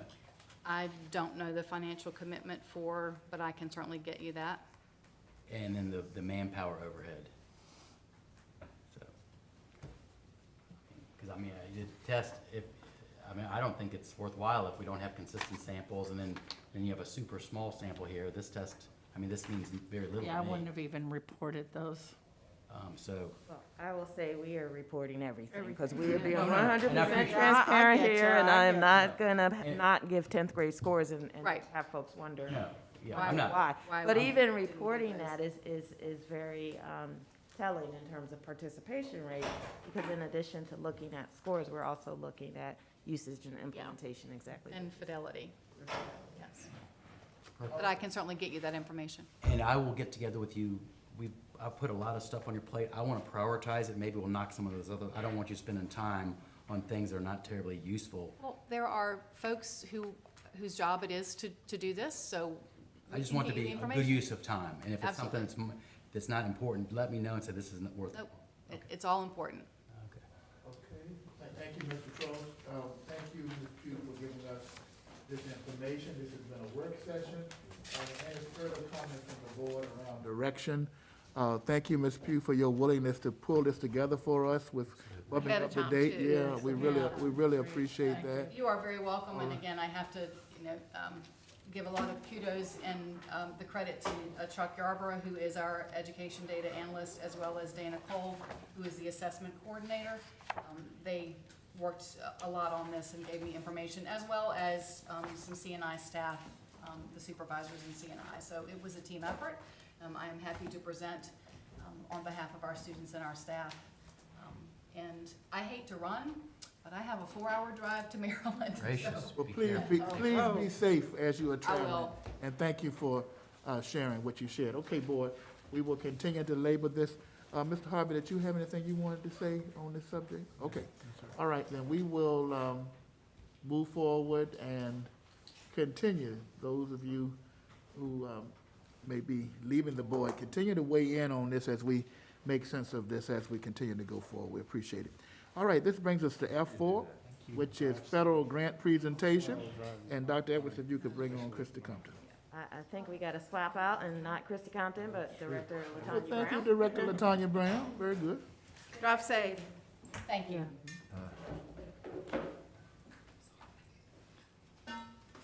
Go right ahead, Director Brown. Go ahead and start the presentation, please.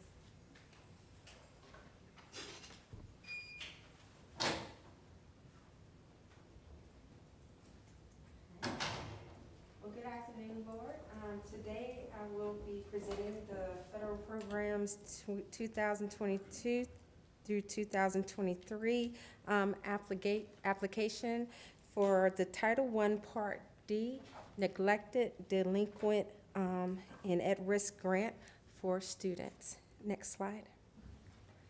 The Title I Part D grant has 3 purposes. The first one is to improve educational services for children and youth in local neglected or delinquent institutions that they have the opportunity to meet the same challenging state academic standards. The second purpose is to provide such children and youth with the services needed to make successful transitions from facilities and locally operated programs to their local educational agencies. And the third one, and the major purpose of this grant, is to prevent at-risk students from dropping out of school and to provide dropouts with a system of supports that ensures their continued educational services. Next slide. For next year, we are at level funding at $42,203.09. So this is the same funding that we were at last year. This may change when we get the allocation from the state, but right now, this is our projected amount. Next slide.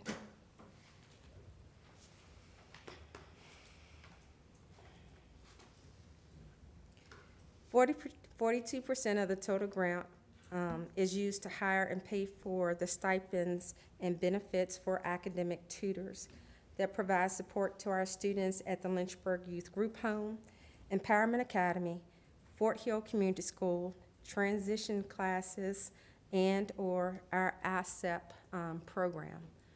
Please note that the academic tutors work very closely with our division case manager, and we align their work with their base schools, and also provide additional resources for the students based upon their needs. So as we're working with these students, division case manager monitors their grades, and we have databases on their pre-test scores and post-test scores for being in those programs outside of Lynchburg City Schools. And she also monitors them when they come back in the school division. Next slide. The remaining 58%, and yes, it does say Title I Part A, Title I Part A gives money to the Title I Part D subgrant to support our students for, I would say, miscellaneous items, such as direct costs, mental health services, medical and dental supports. An example of a mental health service would be the equine therapy and also additional mental health services from a private vendor if we have the need. If the vendors that we have currently during our daytime hours cannot pick them up, we do contract out with private vendors to offer mental health services for our students. Dental supports. If we have a student in need of dental support that needs some work, we will support them as well with this grant. Supplemental curriculum as appropriate for the student need.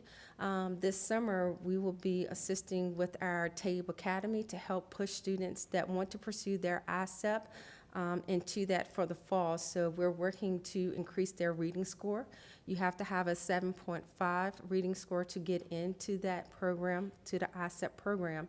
So we're purchasing the material and helping those students to get into that program. What is ISEP?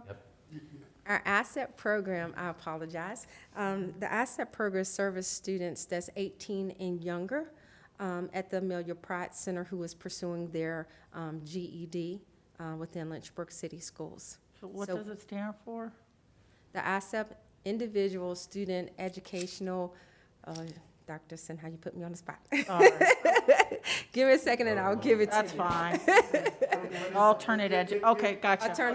Alternative program, yes. It's a marvelous program, and I've had the honor of participating. Wonderful. Mr. Trost? And the 7.5 score, does that translate to any of the testing that we just saw? You said they need to have a It's 7. a 7.5 reading score, That's, so yes. means 7th grade? Okay. Seventh grade, fifth It's a month. different test. So- It's on the TABE test, so it's not. The same numbers aren't standard. The same as the IXL numbers. Okay. Right. So your measurement scale is not the same, but on that TABE assessment scale is 7th grade, 5th month, based upon their measurement scale. Okay, Yes, sir. thank you. Dr. Okay. Carter? This is not a lot of money. No, ma'am, it's Because once you decreased get- every year, so Yeah. it's a sliding number that the state uses, and as our numbers are declining for enrollment in the local institutions, so does our money decline as well. I can say that the division has been gracious enough to pick up the division case manager, and we are still maintaining her through our budget within LCS. So we've realized that this is a critical position for transitioning, but also providing that additional layer of supports for our students that may be incarcerated, that may be in outplaced non-residential facilities or other outplaced facilities outside of Lynchburg City Schools due to mental health or a correctional facility at that time. So we would service, before our local jail was shut down, we made sure that we serviced any of our students that went over to the local jail as well. Professional development, a portion of the materials has been allocated for youth and mental health and first aid district-wide training. That's just one example of professional development use of the funds. And then also this year for instructional material and supplies, an example would be the purchase of the outdoor classroom for the Paramount Academy, just to give you some examples of some things that we purchase. And at this time, we are requesting your approval to submit this federal application for Title I Part D at this time. And Ms. Compton asked me to also add that additional applications are pending for Title I, Title III Part A, and Title IV-A, and we'll be glad to provide updates once we have received our official allocations from the Virginia Department of Education this fall. All right, members of the board, if there are any questions for Director Brown concerning her presentation, ultimately, if there is a motion desired by someone on the board to approve the submission of the federal application for Title IX at this time, the chair would entertain such. I have a Please. question. Why does the board have to approve the submission of a grant, this particular grant? Dr. Edwards? We do, that's federal, that we have to approve the submission of our federal grants, all of the title All the monies. federal grants. Everybody, every board. And that's also why she's alerting us of potential pieces that are upcoming as well. It's part of the accountability that you know that we are applying for this money, and also on the monitoring side as well, when it comes back and they start to monitor, this is the money we receive, what did we do with it, and so on and so forth. Yeah, I get the monitoring part, I just don't, okay, fair enough, I mean, whatever. We'll stay with you. No, I mean, if that's, is that a law that we, I mean, it's law? Boards across it's a federal, yes. Because it's a federal grant, we have to approve it. All right, I'll have to look into that, I think it's interesting. Thank you, Mr. Trost. Thank Dr. you. Carter? I move that we approve the Title ID federal grant For the submission of the for application. the submission of the application, yes. All right, is there a second to that motion? A second. Thank you, Dr. Brennan. It's been moved and properly seconded that we will approve the submission of this federal application for Title ID at this time. Any further questions or discussion? Hearing none, Madam Clerk, if you please call the roll. School Board Member Trost. Yes. School Board Member Dr. Brennan. Yes.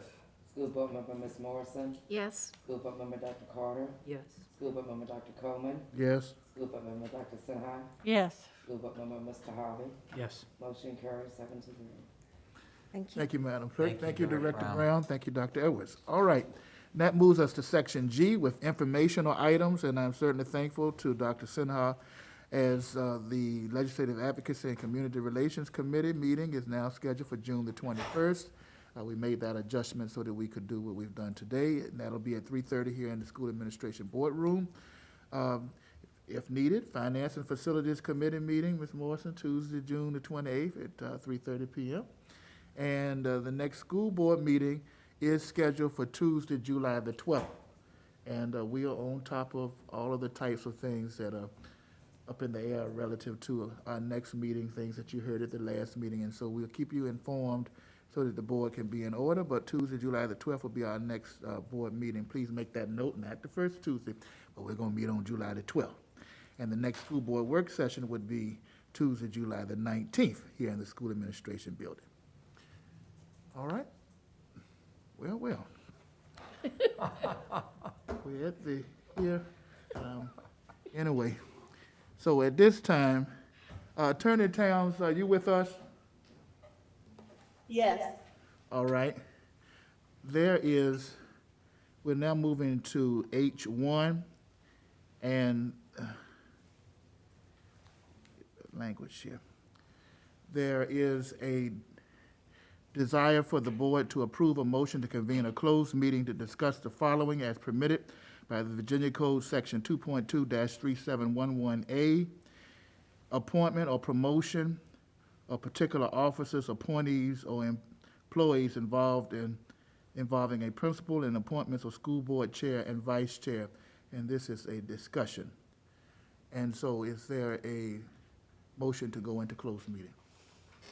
I move that we go into closed meeting. Second. Seconded by Dr. Carter. Any further questions or discussion? Madam Clerk, if you please call the roll. School Board Member Trost. Yes. School Board Member Dr. Brennan. Yes. School Board Member Ms. Morrison. Yes. School Board Member Dr. Carter. Yes. School Board Member Dr. Coleman. Yes? School Board Member Dr. Sinha. Yes. School Board Member Mr. Harvey. Yes. Motion carries 7-0. All right, thank you very much, and we will come back out very quickly. Thank all of you for coming, and appreciate you. Thank you, Dr. Edwards, for everything. And thank you all for this great meeting. We'll just take a couple of minutes, and I guess we'll stay right here.